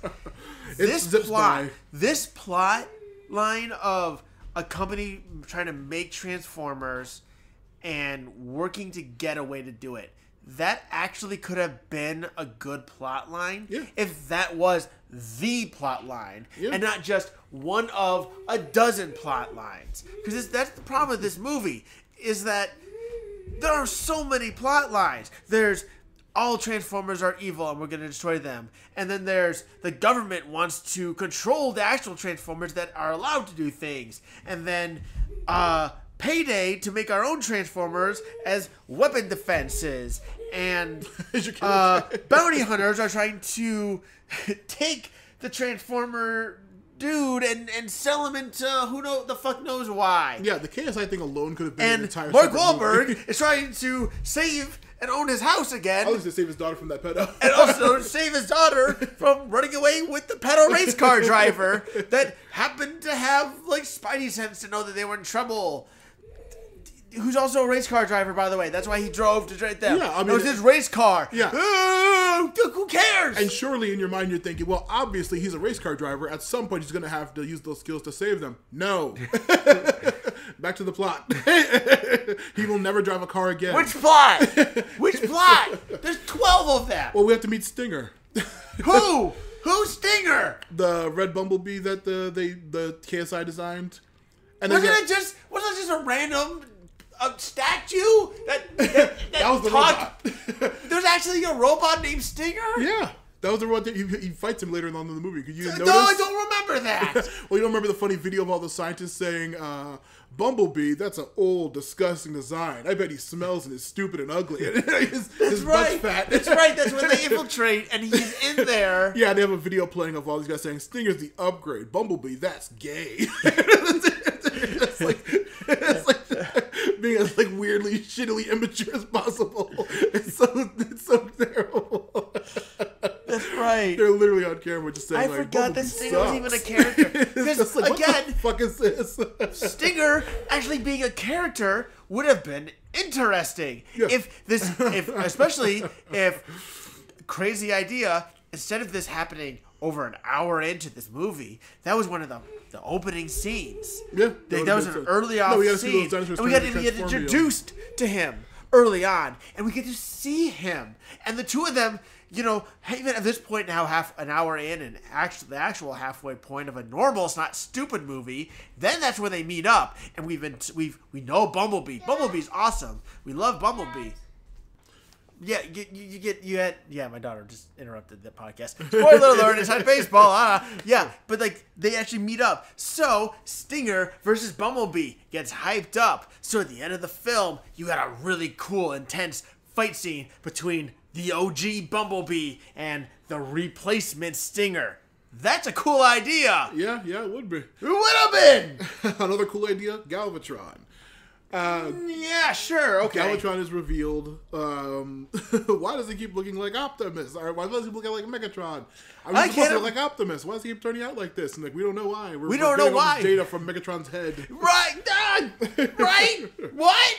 Yeah, why does he look like Megatron? Why does he look like the head that we have to use this data to make him? What a coincidence! Yep. Yep. The KSI heist happens, and then they find out while they're infiltrating that KSI literally has a bunch of dead Decepticons and Autobots, And they are using them to model Transformers and make all these new shit. And they don't, like, a lot of the scientists don't know that they are also Autobots. They just think they're just Decepticons. That's right.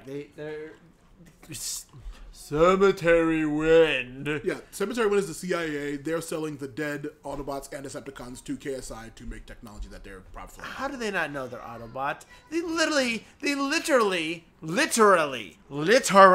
like not figuratively, literally have an Autobot signal on them. You're telling me that the Cemetery Wind mercenaries are taking that little placard, are all the placards off of the dead corpses before they hand it to them, and are mangling them so much that these scientists who know that they're trying to do good and not have Chicago happen again.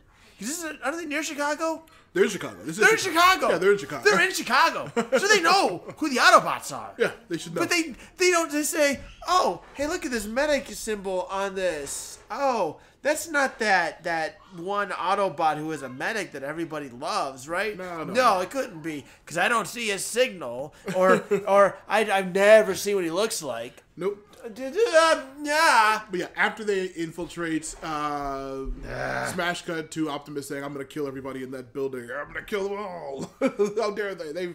They butchered Ratchet, and there's another one in there too. I forgot Ratchet, and there's another Autobot. But like, yeah, they should have. Yeah, they should have killed them. Well, they go next scene. They bust in the front door and fucking start shooting up the place, blasting all the robots and shit. They should have just obliterated everybody. But they do that. They get to the top, and then the Tooch gets loose on Optimus and tells them that, like, Tooch is like, hey, you're obsolete. You know, you came to our planet, and we don't want you anymore. We don't need you to protect us. Why don't you fuck off, Optimus? And he's just like, okay, I'm taking the seed. You guys are done. We're leaving this. You guys are gonna get shit. I'm done destroying everything. And so they just, like, you know, vehicle up and leave. And then Kelsey Grammer's like, send Galvatron and the, you know, Stinger after them. And so that's when they have that big long highway fight. The highway fight has a cameo at one point while they're fighting. Optimus and Bumblebee get blasted by Galvatron through a giant truck. The truck driver, Michael Bay. That's funny. Yeah, it's he's in all the movies. Like in one of the first movies when like Megatron's. Oh, he's in Shyamalan? Yeah, he's in Shyamalan. There's a scene where like when Megatron's like, you know, in a collapsed building and he's like an annoying human's like crawling around near him. He's like plucks him away. Like you hear like a lot like and like that guy get like plucked by him. That's also Michael Bay. You know what? I can appreciate a little bit of someone who's willing to do that. Yeah, be funny in their own movie. Yeah. Yeah, but highway. And hey, he's not liking feet. Yeah. Randomly. Galvatron is like turning into a weird, like they turn in like weird QB matter instead of the regular transforming form. That's right. Yeah. They don't transform, they shapeshift. Yeah, they weirdly like turn into like pixely goo. Like pixels. And the next thing, after the big highway fight, they finally do manage to defeat Galvatron for the most part. Marky Mark and his dumb daughter are running around the feet of them, running into cars, trying to escape, but they're like, you know, getting almost crushed underfoot by all the Transformers fighting. Then Lockdown shows up in his big giant Space Invaders looking ship. That's right, and he captures Optimus and the daughter and a random car. Yeah, but he knows that the daughter's in there randomly. Yeah. And also, while they were fighting, the people who are like remote controlling Galvatron and Stinger were having difficulty being like not in control of the robot at certain points. Oh no! It's this villainous looking super transformer made with the data from Optimus Prime or from Megatron is not working right and seemingly a little bit evil. Who'd have thunk it? Yeah. What a twist! Ooh. It's gaining sentience.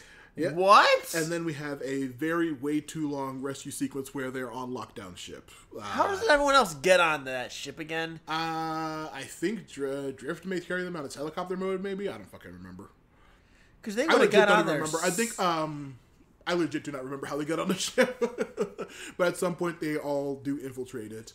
Marky Mark somehow finds a human-sized gun on this robot ship. Well, he found he found a sword that turned into a gun. Yeah, exactly. That, like you said, was human-sized. Yeah, very stupid.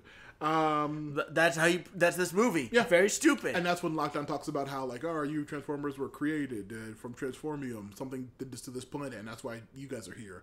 Also, yeah, I'm a bounty hunter. I have a bunch of aliens and a bunch of like stuff from the knights of the planet that they're from, Unicron or whatever.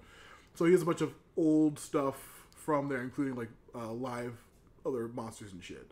But including, we'll see later. But like, yeah, a bunch of random aliens. One of them slither tentacles up Tessa, the daughter, again because Michael Bay's a creep. Yep, and then they finally do manage to let everyone out, even though everyone's running around the ship screaming. Somehow Lockdown doesn't find them. They fight some weird robot dog monsters. That's right. Yep. And then somehow the random girl on her own is able to get away like without any weapon. Yeah, Reese able to get away from everything. Yeah, and somehow robots and the big giant slime monster alien, and the dog robots. And able to somehow, despite all of that, still find her dad on the ship. Yep, they run into each other. Who else was with them? Shane was like a big goofy coward. Whenever they like were like trying to make a plan, he would like give up immediately, but it was like the good guys, and so he didn't get killed. It's like he was a big goofy coward along with being a pedo. Yeah, I'm a big badass. I'm gonna give up now. Yeah, very very funny. God, this movie. The movie's great. We got a tightrope scene when they drop the anchors of the ship and like it hits a random building in Chicago. Again, Chicago is under attack by Transformers, as far as everyone knows. Oh, also don't forget to mention how, despite them being like his bounty or his trophies, that this bounty hunter has a whole separate ship in the area where he keeps his targets, his captures. Yeah. Why? Very stupid. That's why. Why? And at some point, a big chunk of the ship flies off into a mountain or something. I think, but that might be that's important for later.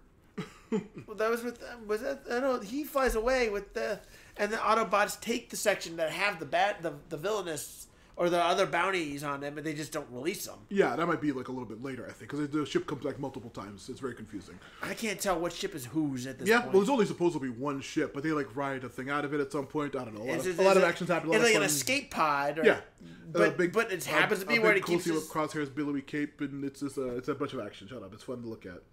But I don't know what I looked at though. Fun, bright noise that you get to look at. The flashing colors. It's like one of the videos you put on for cats.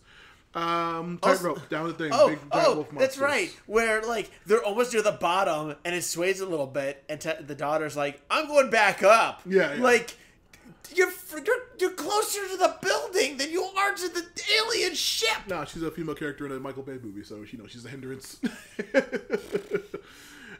Then we get a nice subtle Bud Light ad when they land and crash into a bunch of Bud Light sodas or Bud Light beers, and then they cracks it open on the guy's car. It's like, I want your insurance. Well, you missed the whole thing where they're flying around in the escape pod that has a whole freaking turret gun section. Yeah, and they're shooting down the Faketron, fake formers. No, that's the fight in the next area. Right now they're just like driving around, fighting like lockdown shit. Were they really? Yeah. Were they? I thought they. Oh my god! I don't know. What there's multiple. What big is this movie? It's. But he doesn't know that they escaped. Who? Lockdown. I think he sends like one of the drone ships after them, or something. But he's already on. He remember because he blasts off into space. He's like, I'm good, superpowered, zoop, and zips away, and they have their separate little ship. That's why they had to separate. It was because Lockdown was going into deep space. No, he doesn't leave yet. I think he leaves after this. I don't know. All I know is these humans died on that ship because that is not. Oh yeah, there's tons of stuff to like kill them. In the atmosphere. Yeah, it's insane. They're like it's insane. There's no way they survived. KSI eventually, when they're back, recommiserating about what the hell happened. Like that thing I fought back there, that Galvatron, that was not. It was a Galvatron. That felt like Megatron. At some point, some shitty little cartoon goofy voiced robot tells him like, yeah, they were using me for like data and shit like that, and I transferred Megatron's soul. He was a bad dude in the. He was a villain in the last movie. Yeah, I don't know. I think he wasn't a villain in like 2, became a good guy in 3, and was like seemingly killed in 3. And then in this one, they're like, no, he survived. They just took KSI took him. The little goofball guy. Yeah.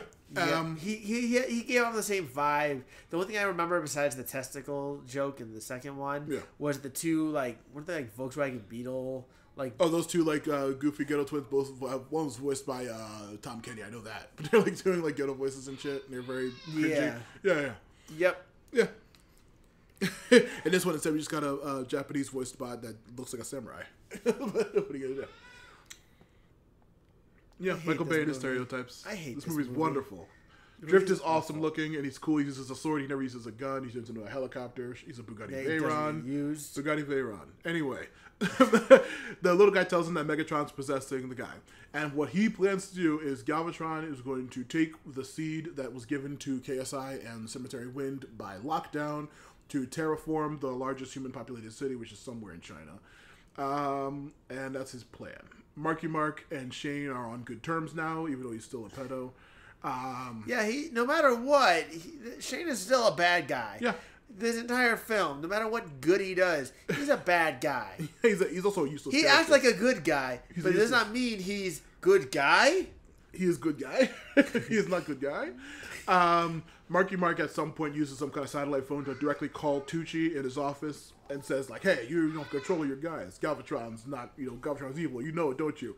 And this is when Tucci turns from a good guy to, or a bad guy to a good guy, and from a genius Tony Stark like inventor to a goofy whimpering crybaby goofball who's going to be stupid and useless the entire rest of after the movie. But he does. But don't forget though, his assistant, who has been with him this entire film, it shows to be like on board with his shift and is just a badass. Yeah, she's just a good guy now.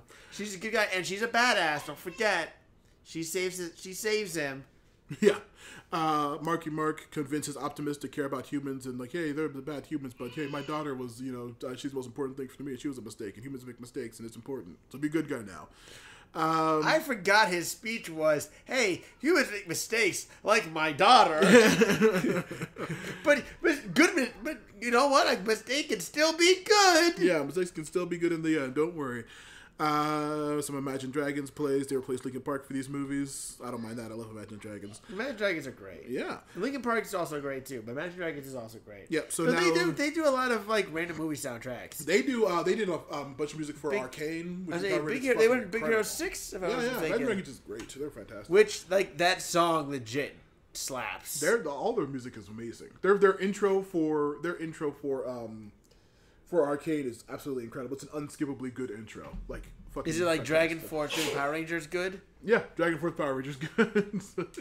I mean, they need to start bringing back. like Master Plan One Piece AMV good.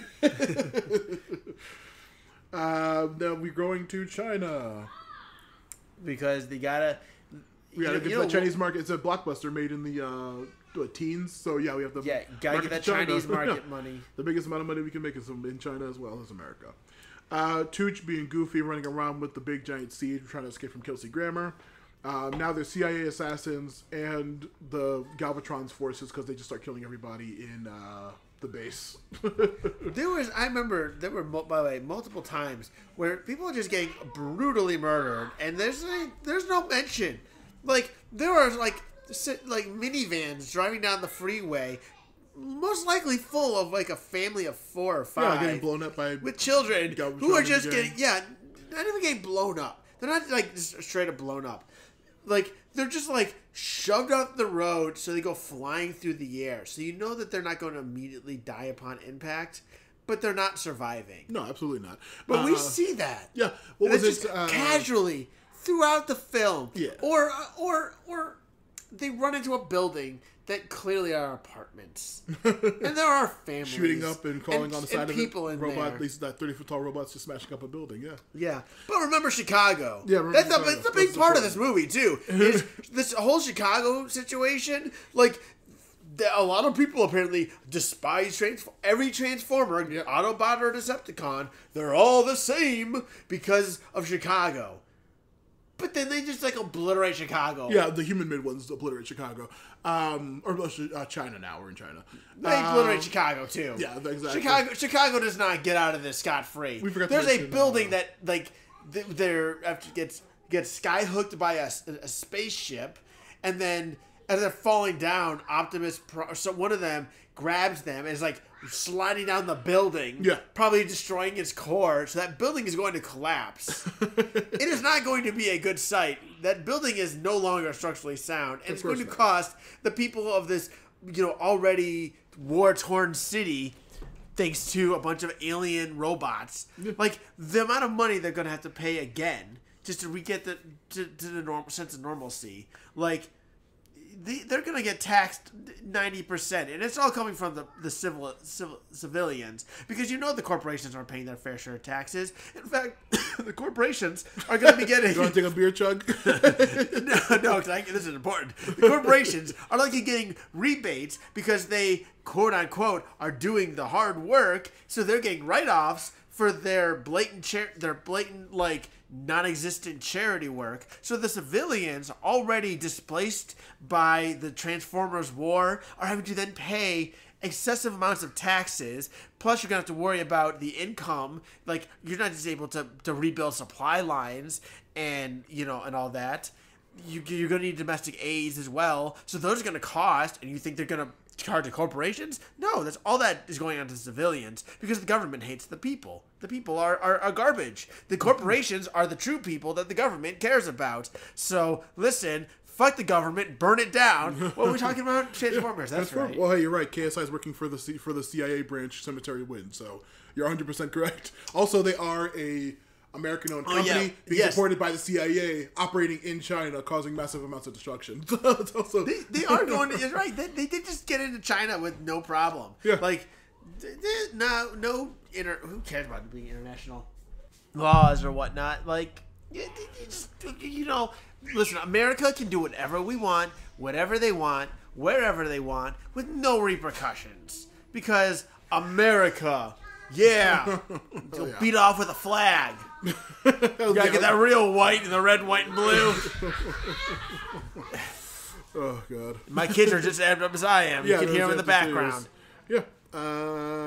Also, I think we need to talk about this. Hold on a second. I think we need to talk about this.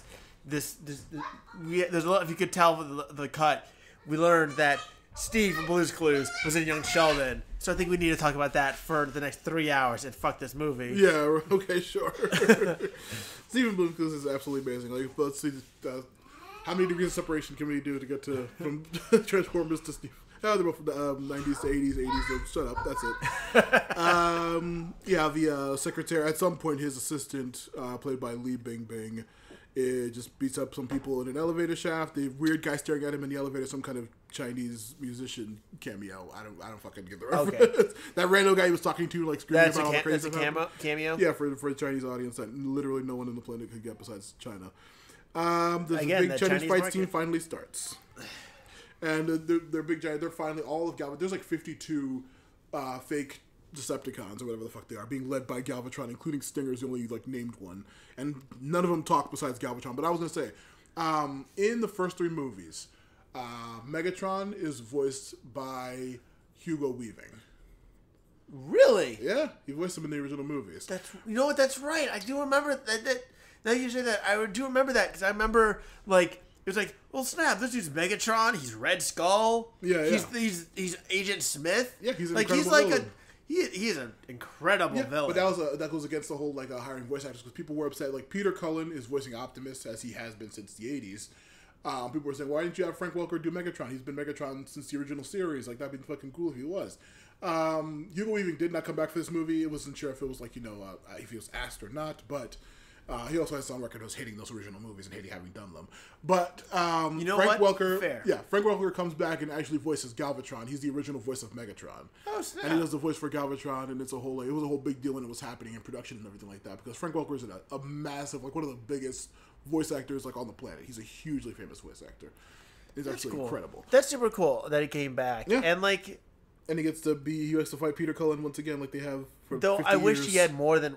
What did he even say? He's still talking a little bit. He's like, I'm Galvatron, and I'm going to terraform the entire planet and destroy everything. He is this like a little villain strap, but he barely has any time. He's like not even a villain in this movie, pretty much. Really, it's all Kelsey Grammer and Lockdown. And that's my and both of whom could have been 100% cut out of this show. It could have been KSI taking the robots and making fake Transformers, and that would have been a perfectly fine movie plot. And you could have utilized them in like a setup for the next film kind of thing. Yeah. You know what I mean? Or that would have been a great, if that was just the movie before, if that was just this movie, and the next one was the whole KSI, Galvatron, making Transformers thing, and you built onto it, that would have been more enjoyable. But it's just a mismatch of all these ideas that goes nowhere, and it doesn't even create that great of fight scenes. No. Like, it's just like, is there I action? think the fight scenes are great. Listen, there's action scenes, Yeah. and they're not terrible in the moment, but I don't remember a damn thing about them. Yeah, like well, just the original one where they're just like kind of like shooting around corners like a generic, shooting movie or whatever is not that impressive. that's and of something course, you say about all the films, all What? these Transformers films. The action is just action. Like, for what, like, you can, for the flaws of certain action films at times, like, there are scenes you remember. Like, Yeah, I can look it's- at, like, I know it's a spoof film, but I mentioned Hot Fuzz. I remember the action in that film. I remember. I get, like, the action scenes in that film, they land. I will say there's like specific things like in one of the early movies, like Starscream is fighting someone like in the middle of a city street, jumps up in the air, transforms into his jet form, and like takes off like in the middle of a city area. It's a really fucking cool sequence. I vaguely remember that. Sam actually killing Starscream by like accidentally like yanking it like a weird thing in his eye and like pulling his like head in half. It was very funny. But like in the third movie, Shockwave, I believe, is the like primary villain who's like in comic. He's like in the show and everything like that. He never talks. And he's just like an incredibly cool, badass, like Cyclops eye having Decepticon that just like gets shit done. In that entire third movie, he is like the coolest fucking thing on the planet. He kicks everybody's ass. He's completely unbeatable. He never talks and never speaks, but he's a very noticeable guy who has really cool action sequences. Like I said, the bit with the Fallen getting its face ripped off in 2, the big testicles on the Constructicon in 2 was also like a significant thing you remember, the climbing the pyramid. Yeah. I remember there being a Cyber Prime getting killed is like there are significant Here and moments there. that you remember, but like the main robots with guns peeking around corners and shooting, going back into cover, shoot, like rolling out of cover. There's some cool bits, like the whole fight. Hound, John Goodman's character has some really funny lines, and he does some. John really cool Goodman's character was action, good. yeah. You know what? I will say, John Goodman's character, again, terrible writing, great character. Great Yeah. character. But, like, I think about, like, Terminator 3, which is not that great of a film, I know. I can't tell you the last time I saw that film. But you know what I do remember? I do remember the fight scene on the streets on the big crane. Yeah. And I remember them, fighting while in, like, a hearse. Yeah. Like, I remember, like, I may not remember the full details, but I distinctly remember the settings and the scene being enjoyable. I remember, and even too, like when they're in Jordan stops Skynet in the labs and there being fights in there, like through the bathroom fight scene and all that. I remember those scenes, and I remember, like, again, not the general detailed specifics, but the overall vibe.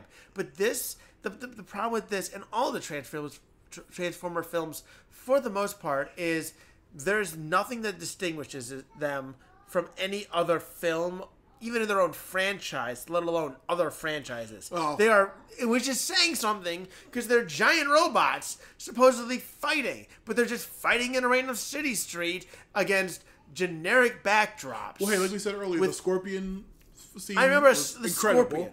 But again, that was one of the few scenes where you had a fight scene not taking place in just a city street, in any city street, in a generic city street, and city street, Cleveland, New York, Chicago, L.A., Seattle, Denver, Dallas, Boston. Who fucking cares? They're all the same. It could have been any one of those streets, and you would never have Egypt was known. a very cool choice in the second one. That was a very beautiful change of I pace. do remember that. I remember the pyramids. The set spoke a bit. Oh boy, children are. The children are. Sorry, the children were screaming in the background. Of course. Let's see. But like this fight scene, the only thing I remember it from it most, I remember John Goodman being, I don't remember what he was doing vaguely, but I remember him being cool.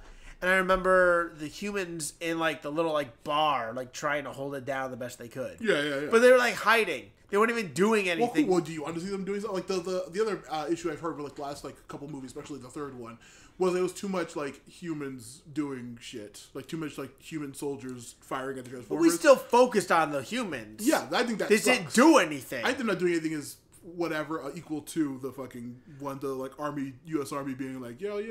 I would like, honestly like the I random don't think so. humans fighting alongside the Transformers in that scene. At the very least, feels better than random humans cowering and getting the same amount of screen time where the Transformers are fighting. I was gonna say, I don't know, because what's it called? Shia LaBeouf goofing around and being like screamy, falling over his ass guy, like still occasionally helping, but I thought that was a very fun, interesting like dynamic and shit. That would have been better. He's than funny. This. Also Shia LaBeouf's funny despite everything else. He can do comedy. Yeah. Out. Oh yeah. He can do a stressed out crazy person better because I guess he is. But I'd rather better say than anybody. And Marky Mark's like bullshit stoic hero guy is not that interesting. Definitely not. Yeah, he really. They try to make him be give him his own hero film in a Transformers movie. Nobody cares. Yeah, nobody wants to see Marky Mark do anything. Listen, at some he's point, great in Pain and Gain. Pain and Gain's fucking amazing, but that's a comedy. that's a like based on real events comedy of a tragic thing that really happened. So, yeah. But yeah. China fight continues to happen. Who cares? Optimus is written out of the fight like he is in every single one of these Transformers movies. He has to go do something. Well, he was doing something that should have happened at the halfway point of this film, but just kind of gets thrown into the ending. Yeah. Where they need reinforcements. So why don't they ask these other captives on the ship that the ship that they took as the escape pod to the main ship? Yeah, at some point a chunk of the fucking ship fell off, and I thought they drove it away, and yeah, there's more Transformers in there, and but guess what? These are like ancient, super old Transformers, so they've transformed into the life forms that they saw, which were dinosaurs. Yay! And he has to tame the dinosaurs. And he does it in like 2 seconds. He fights Grimlock, the only named original Dinobot. Dinobot that it actually in this. The rest of them are all original ideas. But yeah, fucking Grimlock's fucking amazing, and he's also goddamn huge. He's like literally as big.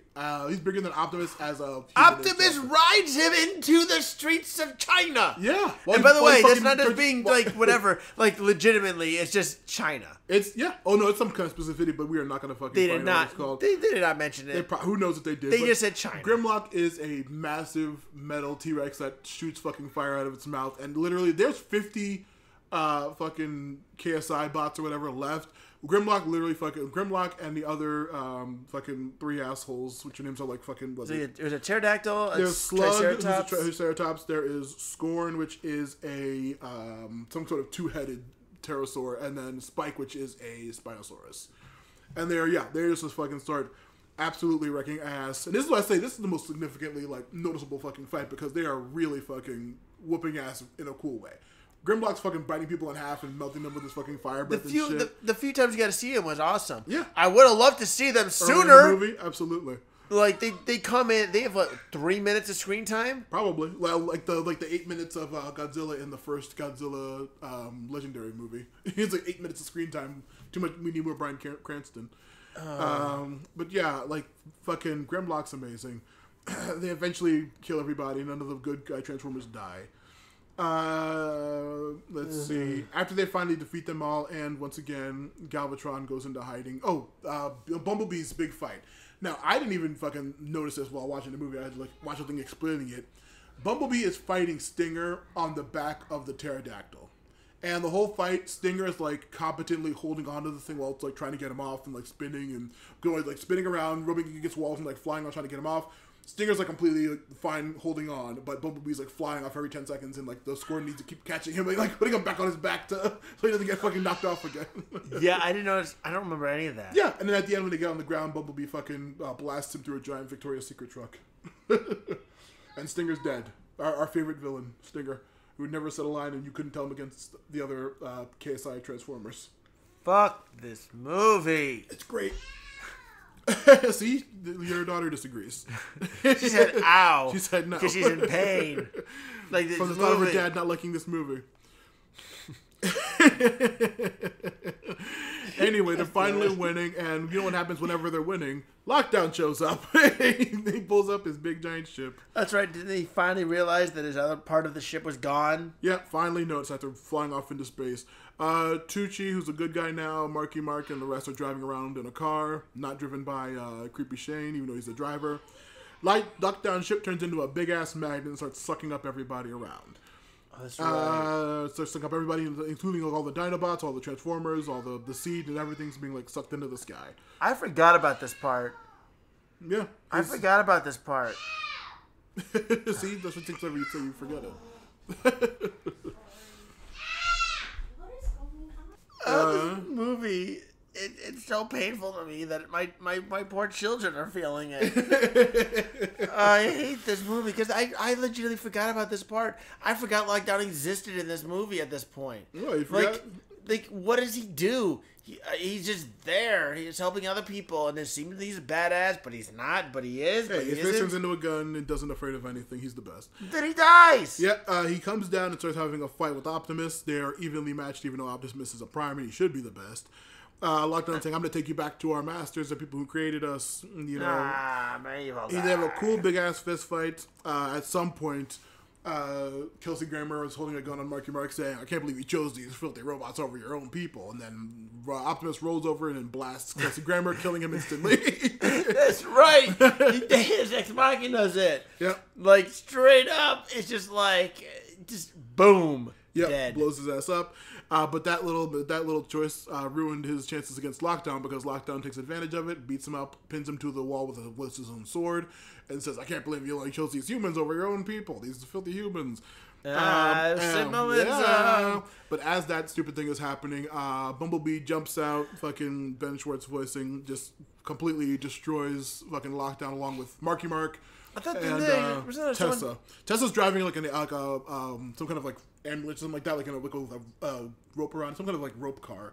That's right. And, That's like, right. They tripping him. The AT-ATM. Yeah, and fucking Bumblebee shooting him and jumping around, and then Marky Mark shooting him with his stupid gun, and they eventually knock Lockdown to the ground. Optimus is like freed, and then he pulls out a big sword and cuts Lockdown right in half, right up the face, killing him. Is that how he died? Yep, that's how he Why gets did I killed. feel like he got like impaled by like? No, yeah, he's like They he's drove like, someone drove a truck into him with like a big spear on that went over the front, and like they drove him in to something. Like, that's just how I imagine him getting that would have been killed. interesting as well. But no, Optimus has to get the final kill, so he just stabs his sword through his stomach and then rips it right through the top of Lockdown's head. Because of course he does. Yeah, and Lockdown is dead. And then, of course, as always, we get a nice little speech from Optimus about believing in freedom in the American way and your faith. Is that really what he talked about? I don't know. Whenever you look to the stars, imagine one of them is my soul. And to my creators, I'm coming to fucking kill you. Like, literally, he says that. Humans aren't all bad, but some of them are. Yeah, But I'm going to treat them as if they aren't. But I'm going to save them. But I probably won't. I'm going to find a job. I'm going to find a little jobby. A jobby. This is a treasure. Oh, the treasure fell into a dark cave. Oh, there's a barracuda. You saved me from the barracuda. Daddy, would you like some sausage? Daddy, would you like some sausages? You're fucking fired, Bob. 10 million Deutschmark, Bob. This is a fancy restaurant. A fancy restaurant. That's the most fun I've had since we started talking about the movie. Yeah. I'm going to make you proud. Proud. Get the fuck out of the way! And he turns into, and then he introduces a hitherto unseen power where he just flies off into space. Which, yes, listeners, he could have. Oh, yeah, I forgot. Eagle listeners, you may have forgotten that I forgot. Remember that little bit with the football at T.J. Miller? Well, guess how Marky Mark defeats Titus Welliver. He shoots a football and hits him in the head and knocks him out of a window. Wait, who's... Titus Welliver is the CIA guy who's working with Cemetery Wind. Oh my god, They're that's having a right. fight. He He threw a bumps him in the football head. from a random Chinese apartment at the dude. Yep, that's how Titus Welliver gets defeated. I told you to pay attention, listeners. And also, like I And said, also Ed. Yeah, and Ed. Also, like Ed, I told you, you think that those bots at the beginning would have something to do with the fucking Dinobots, but the Dinobots were actually just mounts for the Cybertronian Knights, which is what Optimus also is, on top of being a Prime. And you find out more about that in The Last Knight, the next movie. But don't worry, it's not good. Oh, they're all terrible. Yeah, so yeah, the dinosaur's nothing to do with it, but the football came back. Oh boy, it And came then- back. Yeah, and then as he says, look up to the sky, and one of those stars is my soul. He fucking shoots off and flies off into space. A power that he did have the entire fight with Lockdown that he did not use once. He could have flew it at any time. He flies off into space and saying, "And for my creators, I'm coming to kill you." Now, that's when the movie ends, with him flying into space.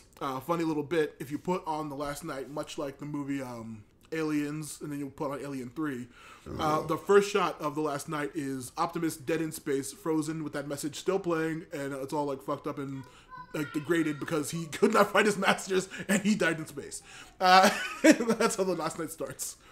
I don't know if that's dumber or brilliant. It's very funny.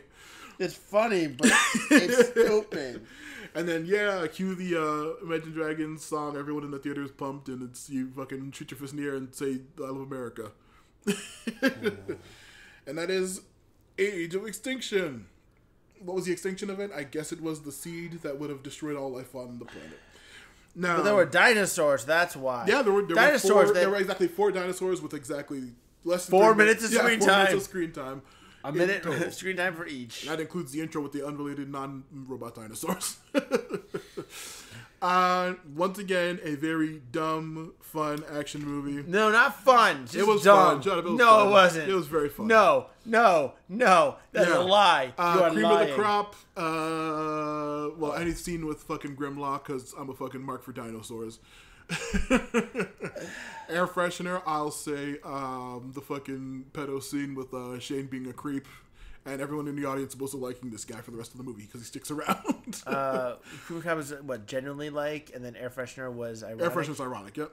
So, cream of the crop for me. Fuck.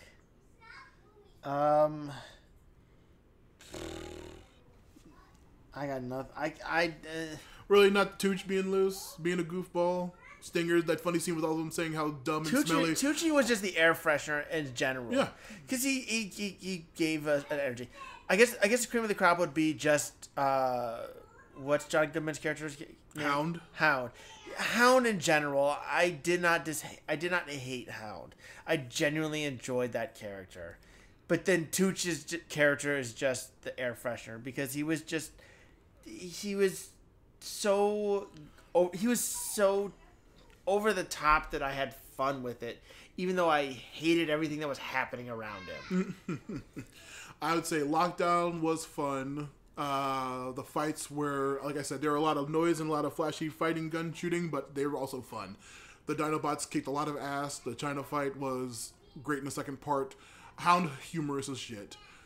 Tooch, fucking killing every scene, and also just like The Last Night, just like how this one opened up in dinosaur times, the next one opens up in medieval times with King Arthur fighting with a bunch of large robots against an army. Jesus and fucking Christ. His Merlin, it's Stanley Tucci. He's back. You're right. This KSI guy is a descendant of Merlin, who is also Stanley Tucci. Jesus Christ. Don't watch The Last Night. It's not a good movie. As good as I'm Don't watch this. Actually, you know what? I will say there is one scene. Oh yeah, another thing about Last Night. What is it? Rise of Skywalkering the shit out of this movie. Fuck that film, by the way. Galvatron straight up just oh, Galvatron. He's like, no, I'm not Galvatron anymore. Just call me Megatron. I'm Megatron now. Literally, he says that in the movie. So he's Megatron now. Shut up. But there's a very funny scene with the Timothy Olyphant's character from the first two movies comes back. The government is just 100% working with Decepticons now. And it's a funny prison heist scene of the government saying, okay, who do you want back? I want this Decepticon named Maxie Zeus. And it's a funny little cartoon thing of this goofy personality having Decepticon. And he's like, and I want this one named Razor. It's some kind of psycho spitting, fire. And I also want this guy, Dickhead. And it's a fucking guy with a, it's a very funny scene of all these really fun, cool personality Decepticons joining the American military to fight the bigger threat. That would have been really appreciated in this fucking dumb movie. But other than that, Last Night's terrible. Don't waste a waste of time. Don't watch it. Don't waste your time watching this. No, Age of Extinction's great. Grimlock's great. Optimus gives a nice, inspiring speech that you can listen to while you go to the gym about believing in souls and stars. And then Imagine Dragons playing. Marky Mark, who cares? Tessa, who cares? Shane is a creep. TJ Miller, also a creep in real life. Wish he stuck around in this movie. Do I though? Yeah, I think his comedy would have been better than whatever the hell. Because there were 3 or 4 scenes with Shane and Marky Mark becoming closer which I did not even mention in the description because who utterly gives a shit about that? Yeah. That shit's boring. All right, I'll give you that one. If T.J. Miller was an obnoxious, annoying creep that had to get forced to get killed off because no one wanted to be around him, Yeah. then maybe this On a set full of creeps Yeah. that nobody likes. Yeah, that tells you something, by the way. That tells you something. Fuck. Oh yeah, bottom of the barrel. I don't know if I had one. This This was, movie! This movie was great. This movie's the bottom of the barrel. No, I guess anything with Shane sucks. Shade. There you go. I like that. Marky Mark Shade. being the pro tag. He's a great actor, but he was boring as fuck in this movie. He was probably the worst human pro tag they've had because Shia LaBeouf is funny at least, and the guy in Beast Wars or whatever is he's funny too. He's pretty cool. He's like a military guy, and at the end he joins G.I. Joe. Spoiler alert. Wait, who is? At the end of Beast Wars, the human who's like with them the whole movie is recruited by G.I. Joe. The next, coming up soon, G.I. Joe meets Transformers. It's canon, and I'm looking forward to it. The Beast movie was surprisingly good. I'll say that. You also thought this was a great film. I said this was ironically fun. I didn't say it was great. I said, dude, I told you, like, we took a break. How many times did you say this film was great? Every time I say fuck this film, you go, it's great. It's great. No, I never said that. It's great. But no. You gaslight me. Don't you dare fucking And gaslight I never me. said it was great. This It's the film is best. great. Yeah. Oh, there you go. It's amazing. We fortunately took, like I said, we took a break in the middle of watching this movie, and we went to the store, got some food, stood up, exercised, and decided on and finished it. I forgot about that part. You forgot. 'Cause I- I dared Ed to sit through this entire thing in one sitting, and I told you, listeners, in the last episode, like, me and my sister watched this in theaters, and our brains were leaking out of our ears by the end of this movie. It is impossible to watch this movie in one sitting. It's unhealthy. Don't do it. But watch this movie. It's great. Now let's see where you're gonna rank this, Ed. It's a fun time for everybody. There was a time where the Schneider Cut was forever going to be the true horrible, always the worst. But maybe it's the time since we've watched it and then trying to talk through it. For all I hate about that film, I don't remember anything in it because I've tried to erase it from my brain. Go listen to our 2 hour, or almost 3 hour episode of it. But like at the same point of not understanding or knowing anything, I do remember the sense of there being convoluted as shit, but there being a plot that was existent. They just try to so if like the plot is like the size of your fist, and you put that through just through an opening, like through a tube that perfectly fits, or whatever, and it comes out the other end, or you take a bunch of meat, like this movie, just take a bunch of like meat and try to squeeze 3 times what it should through it, and to make it work and get it through it all. Like, they started cutting up the sides, so it started leaking out the sides, and parts of it got forgotten and not worried about, and just fell off. And then some of it made it through, and a little bit extra made it through, but there's all these other dead parts that did nothing. Like, this is... Okay, here's my list. From number 1 to number 15. And number 1, Freddy Got Fingered, as always. Yep. Number 2... Ooh. I did make my wife watch Freddy Got Fingered. Just like our good friend of the podcast, Chris Bow. She loved it. Yeah, it's absolutely amazing. Could not get enough. Number 2, Willy's Wonderland. Hell yeah. Awesome film. Number 3, Freddy vs. Jason. Yep. Still amazing, even despite its flaws. Number 4, Warcraft. Still surprised me. Yeah. I don't know if that says something about us or the film, but I mean, really, I think we both agree though it was the orc section that made it. Only the orcs brought it down that low. Was because so good. The humans. Really We wouldn't have fucked it talked over. about it otherwise. Yeah, no. It's number 5, Star Wars Episode 3. Mm-hmm. Number 6, Bad Taste. Nope. Number 7, Troll 2. Number 8, I have to jump around. The Banana Splits movie. Number 9, Percy Jackson and the Lightning Thief. Number 9.5, I don't know why, Terror of Tiny Town. I have a couple of combined ones. I wonder if it's we did Willy's Wonderland and Banana Splits together. Yeah, because I've Banana Splits and the Hug together for me. I haven't put the Hug on here because it's just it was like an 8-minute sketch. It's about it's about the same as Banana Splits. But I'm wondering because we did Willy's Wonderland and Banana Splits in the same episode, and that's why I put this half. So 9.5 is Terror of Tiny Town. Number 10, Fantasy Island. Though I'm gonna have to as I say that though, I will say I think I have to raise that up to number 7. Wow. I think that can jump up because I watched it again. So I haven't had a chance to say this. That's right. Oh, yeah, so my wife was looking for some movies. My wife about 2 months ago. Yeah. About 2 months ago. And she's like, I found this film that I think you would have fun with, and you might even want to do a movie garbage. It's called Fantasy Island. So I didn't tell her that I had ever seen it before. So we watched it, and she thought the entire time that I had never seen this movie. So she asked at the end, she's like, so what did you think? I'm like, I think I liked it more than the first time I watched it. And she's like, wait, you've seen it before? I'm like, yeah, I saw it in theaters. And it was like a second ever episode of Movie Garbage. Yeah, the lost episode, copyright strike by Blumhouse.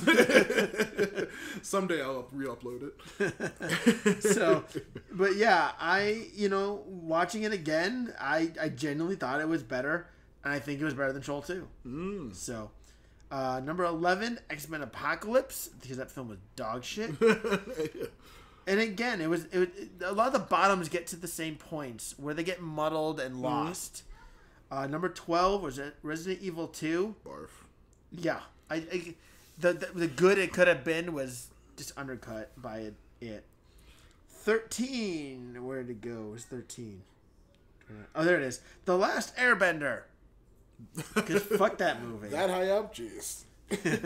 Number 14. Remember, mind you, there are 2 films left.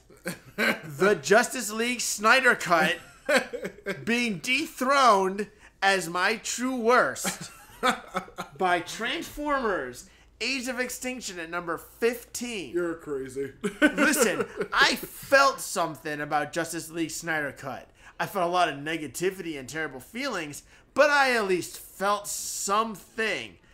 This film, you can attest to this. You've seen me this entire time. I'm like rubbing my temples. I'm like, ugh. I genuinely, the last 2 weeks had multiple times that I could have just sat down, put it on to take notes. And I said, no, that sounds like torture. That sounds terrible. I don't want to do that. I don't want to waste my time. I never put myself in that position for Justice League Snyder Cut. But at the very least, I can say this for this film. I don't like it. I don't remember it. I don't care to remember it. I won't remember it by the time whether this next episode comes out, like we record something else tomorrow or a year from now, I will remember the exact same amount about this film because I hate this film with a burning passion that has no passion behind it. I'm going to chug my beer while you give me your list. Of course. I'll go from the bottom. Number 15, just recently, another movie was dethroned because 15 is now The Last Airbender. In retrospect, it's the worst thing we ever fucking watched on this show. It's also the most popular episode on my entire YouTube channel for some reason. But I mean, to be fair, we also, the show did come out on Netflix. Yeah, that probably helps. That probably definitely helped. Number 14 now is Bad Taste. The fucking I listened to the episode. I'm just like thinking about how Derek disgusting everyone looked. Derek's don't run. It's like my Derek Metal Steel shithead. That was like the only thing that movie. Otherwise, was just disgusting. The brain shit, the fucking cum hanging out of his mouth, the whole fucking movie, whatever the fuck. That thing sucked. Next, Terror of Tiny Town. What a piece of shit. The 3-hour-long X-Men movie we watched after felt shorter than sitting through that goddamn thing a second time, even though it's literally less than an hour long. Number 2, Resident Evil Apocalypse. Number 2? Number 2. Number 12 is Resident Evil Apocalypse. Fucking shit sucks. Number 11, Banana Splits The Hug. It was not engaging. This is what that was my I don't feel anything about this movie. Tied with The Hug, which was a cute little sketch. Number 10, Percy Jackson and the Lightning Thief, a mediocre movie that now there's a far superior show regarding. Yep. Number 9, this is when I have a tie for Troll 2 and Fantasy Island. They're equal in my brain. That's fair. And now, number 8, almost exactly in the middle, Transformers Age of Extinction. Oh, shit. Yeah, it's fun, it's bad, it's the best of a very mediocre franchise. Only one of those 3 things is true. No. I'll let you decide, viewer. Yeah, of course. Right in the comments. Number 7, the Snyder Cut. I will say it is an interesting film experiment, and I'm just a mark for DC Comics in general. That second part is definitely true. 6 is X-Men Age of Apocalypse, just because... Also, this is like an Age of movie, I just realized. Age of or X-Men Apocalypse, whatever the fuck the movie's called. It was again, I love Magneto, I loved Apocalypse. The X-Men stuff was some of the worst fucking X-Men stuff in any X-Men movie, but those 2 things alone made the movie elevated. Fucking number 5, Warcraft, the orcs were fucking fantastic. 4, Star Wars Episode 3, fucking dope as hell. 3, Freddy vs. Jason, fucking amazing. Number 2, Willy's Wonderland, a fucking fantastic, just all around amazingly good movie. Probably the highest quality movie we've done on this show for the most part, except for, of course, number 1, Freddy Got Fingered. The best movie ever. the pinnacle of cinema. Literally, since, what was that, was that 2000? Yeah, 2001, because, it was a couple months before. The world changed that day because it could not be any more happy that movie had come out. So things had to get dark from then on. And things have not been the same for the past 24 years since... Sorry, I'm getting choked up. But Freddy Got Fingered was... the best thing ever. It was the last good thing to happen to this country. I'll say that. Damn it! I'll say that's the last best thing to happen to this country. I mean, no matter what you think about that movie, that's honestly the truth. Because this country has got a shit. Yeah, things could. America. Yeah. Oh boy. So time for a little bit of plugs. What do we do the plugs first and then the next movie. Okay. Alright, so I'll go now since it was my movie, I guess. Because I forgot Minotaur King. Pick up the book, listen to the audiobook, recommend it around, leave reviews. I'm still waiting for more of those. Action Toon Bros, listen to old episodes of that. Movie Garbage, listen to old episodes of this show where you're listening to right now. Very old movie episodes. Yeah. Literally 4 years. Both of these shows have been running for the past 4 years. And you've had how many episodes of Action Toon Bros? Action Toon Bros, we're at about 60, I want to say 63 or 64 possibly now. Listen, sometimes you go for quantity, sometimes you go for quality. Yeah. You got the both attempts.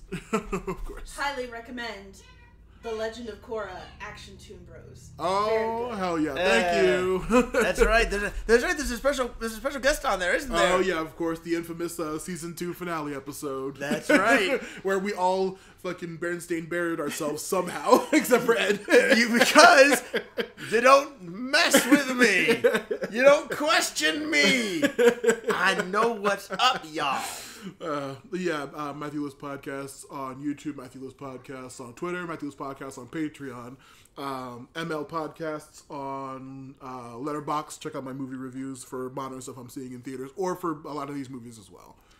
That's my plugs for now. I really should make a Letterboxd. I keep telling you, just put all those reviews you have on. You have 1,000 mini reviews, and that's literally what Letterboxd is for. It's just go through and start putting them on there. I mean, okay, so it's a document.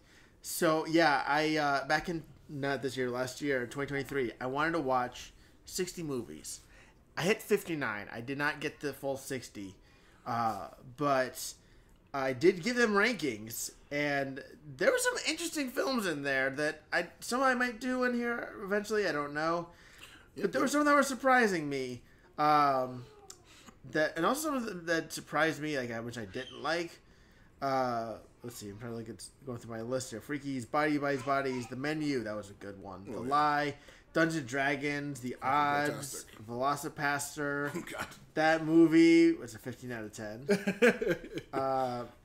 Really, I only gave the Super Mario Brothers movie a 5.5 out of 10. Well, so you got to go back and look through all your reviews and put all these. Yeah, that's about the size. Oh, of... that's right. I did watch the Blair Witch Project for the first time during one? that. Yeah, Weird I movie. give that a 2. Yeah, I it's a very weird I did movie. not understand why they got it started so big. a genre, and I think the genre took off. But Oh, that's right. The -0 out of 11. oh god, The Tate Light. That's for a special time. Renfield, Winnie the Pooh, Blood and Honey. oh yeah, so to see that sequel someday. Oh hey, something we still need to watch sometime. What? And we'll definitely have this in the podcast eventually. Not my next one. Monster Hunter. Yeah. I was just talking. The episodes are going to air out of order, but I was just talking to Ben earlier when I was recording earlier today. That we need to either do the movie theater rental thing, or at some point, me, you, Ben, and Chris need to get together for that movie at some point. Absolutely, that film was great. I have not seen it. I have not It seen was- it. Me and Ben have avoided all talk, no plot. We've not seen any trailers. We haven't seen any plot. We don't know anything about the movie personally. Now I'm very curious to see what you guys think of the film because I said I threw great out there a second ago, but it's kind of complicated. It's a Paul W.S. Anderson movie. Yes, Yeah. yeah, but we can talk about it further more sometime. But especially I think we gotta get, Chris can't get back in because we have a Switch now and my kids are playing all the time because our good friend of the podcast, Chris Bow, wasn't playing a Switch and he helped us get another one. He sold it to us, so we have it. Oh, yeah. And it's got the cool backing on it. It's how you can tell them apart, which is nice. But yeah, so I did watch that one. But plugs. I guess that's what the whole point of this was. So plugs. I'm on at Twitter. I have one. If you want to tweet at Movie Garbage or at Ed Bobencheck, feel free to and help my algorithms not get as Nazi filled because the amount of political shit that Movie Garbage gets is I've insane. all but entirely abandoned fucking Twitter. I've not been on there in months and months. The only thing I use is Reddit now, which also is not the best, but still. See, I had gone to Reddit and I stopped going as much. I had Twitter on there for a while because I used to tweet at the show I listened to on the radio, and then I just never got rid of it really. I don't tweet really because it's full of Nazis. Because fuck Elon Musk. I'm sorry. Yeah, it's shit. I'm gonna get people mad at me, but I don't care. I don't think anybody who listens to the show is going to be mad at you for saying that. I think everyone. That is fair. I think most people are on the same. But most sane people who aren't just contrarian shitheads are on the same page now. Right. Yeah. Blood. Anyway, the big thing I want to plug is Father Bohawk with an underscore in between. Father Bohawk. It's like Mohawk with a B and this underscore in between on Twitch, where I am still. It has been a year since we last recorded, and I am still attempting to beat White 2 Kaizo. I am on attempt 68, and at this moment, I have all 8 badges. I just the last time I streamed, I made it through the Zinzalin finale, who starts off with a Reshiram and a Kyurem. And mind you, this is all triple battles. So those two next to Dust Noir. Got through that deathless. Made it through the Colress fight deathless. Then I made it through Getis deathless. Where my whole plan had Cacturn start off as just bait, pre-damaged. But then I forgot that you get healed at the beginning of that fight. So instead of Porygon 2 using Ice Beam like it was supposed to and to protect, it used Calm Mind. And believe it or not, I somehow still made it out of this fight deathless. Hell yeah. Don't know how, but I can tell you that Cacturn came in and was a frickin' savior who just said, I'm gonna crit when I don't need to Sucker Punch. Bam. It was crazy. I got, at this point, the next stream is gonna be, I don't know when it might be, because I'm on call. but I'm trying to get a quick stream in sometime so I can get the 3 trainers on Route 23. Once I get dispatch of them, I have 5 encounters, and then I am back into Victory Road, where this is where the insanity of this hack is. Victory Road trainers are all... So in Black 2 and White 2, that Poke tournament, the Poke World Tournament, they put in the Pokemon World Champions. So Ray Rizzo, Wolf Glick, and all them, they took those are trainers in that. So what it got so those are the trainers, and their teams are on Victory Road, and those are the fights that I have upcoming. Oh yeah. So I'm gonna catch that in the stream. that is where I've made it to twice before in 68 attempts, and I made it I think 2 or 3 in before I wiped, and I couldn't get any further. So, but yeah, Father_Bohawk. I do the streaming.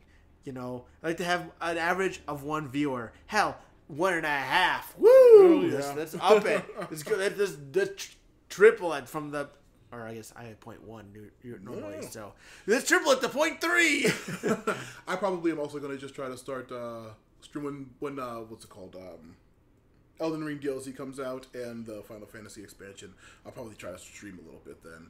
Yeah. You have to get I bought Ed a copy of fucking Elden Ring for PS4 probably in 2002 when the game came out. 2022 when the game came out.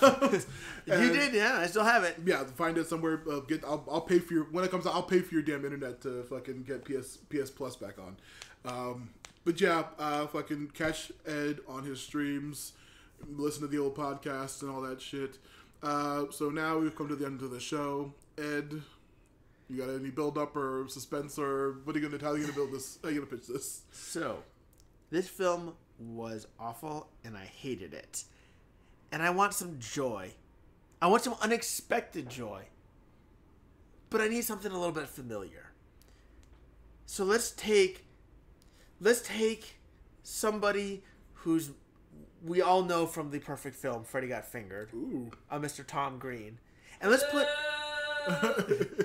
put in a mixture of surprising 2000s raunchy comedy that surprisingly is very, like, you know, not terrible moral. I would say not problematic. Not as problematic Surprisingly not as problematic. I would have thought it would have been for it being a 2000s raunchy comedy.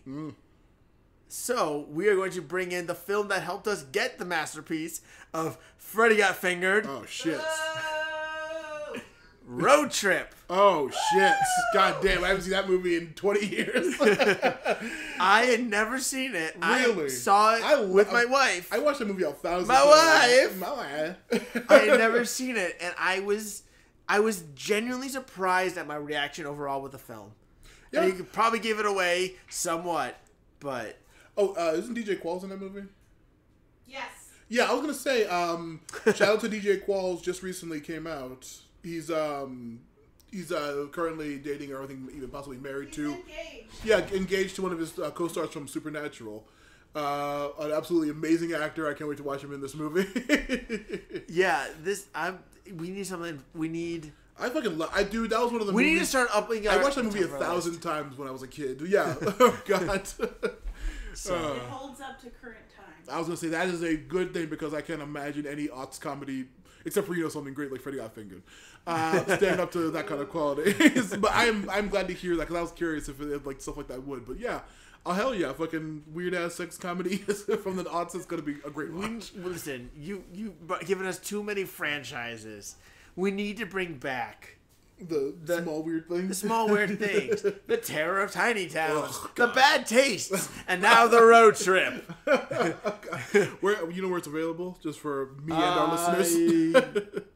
We saw it. We saw it the one time, and we did. That's a movie I fucking wore out the VHS for that shit on like old car drives and stuff. It's on Max. It's Max, on- perfect. There you go. It is on Max. All right, I'll be watching Not that. HBO Max, just Max. Just Max now because it's combined with like the History Channel, or whatever. The weird ass things. Yeah, I'll probably be watching that soon. That movie's fucking funny as shit. I can't wait. I have like very vague memories of like a couple of bits, but they could have been from any number of other aughts raunch comedies that are stuck in my brain right now. So that'll be fun. Looking forward to that. It's gonna be a time. Oh, It's gonna, yeah.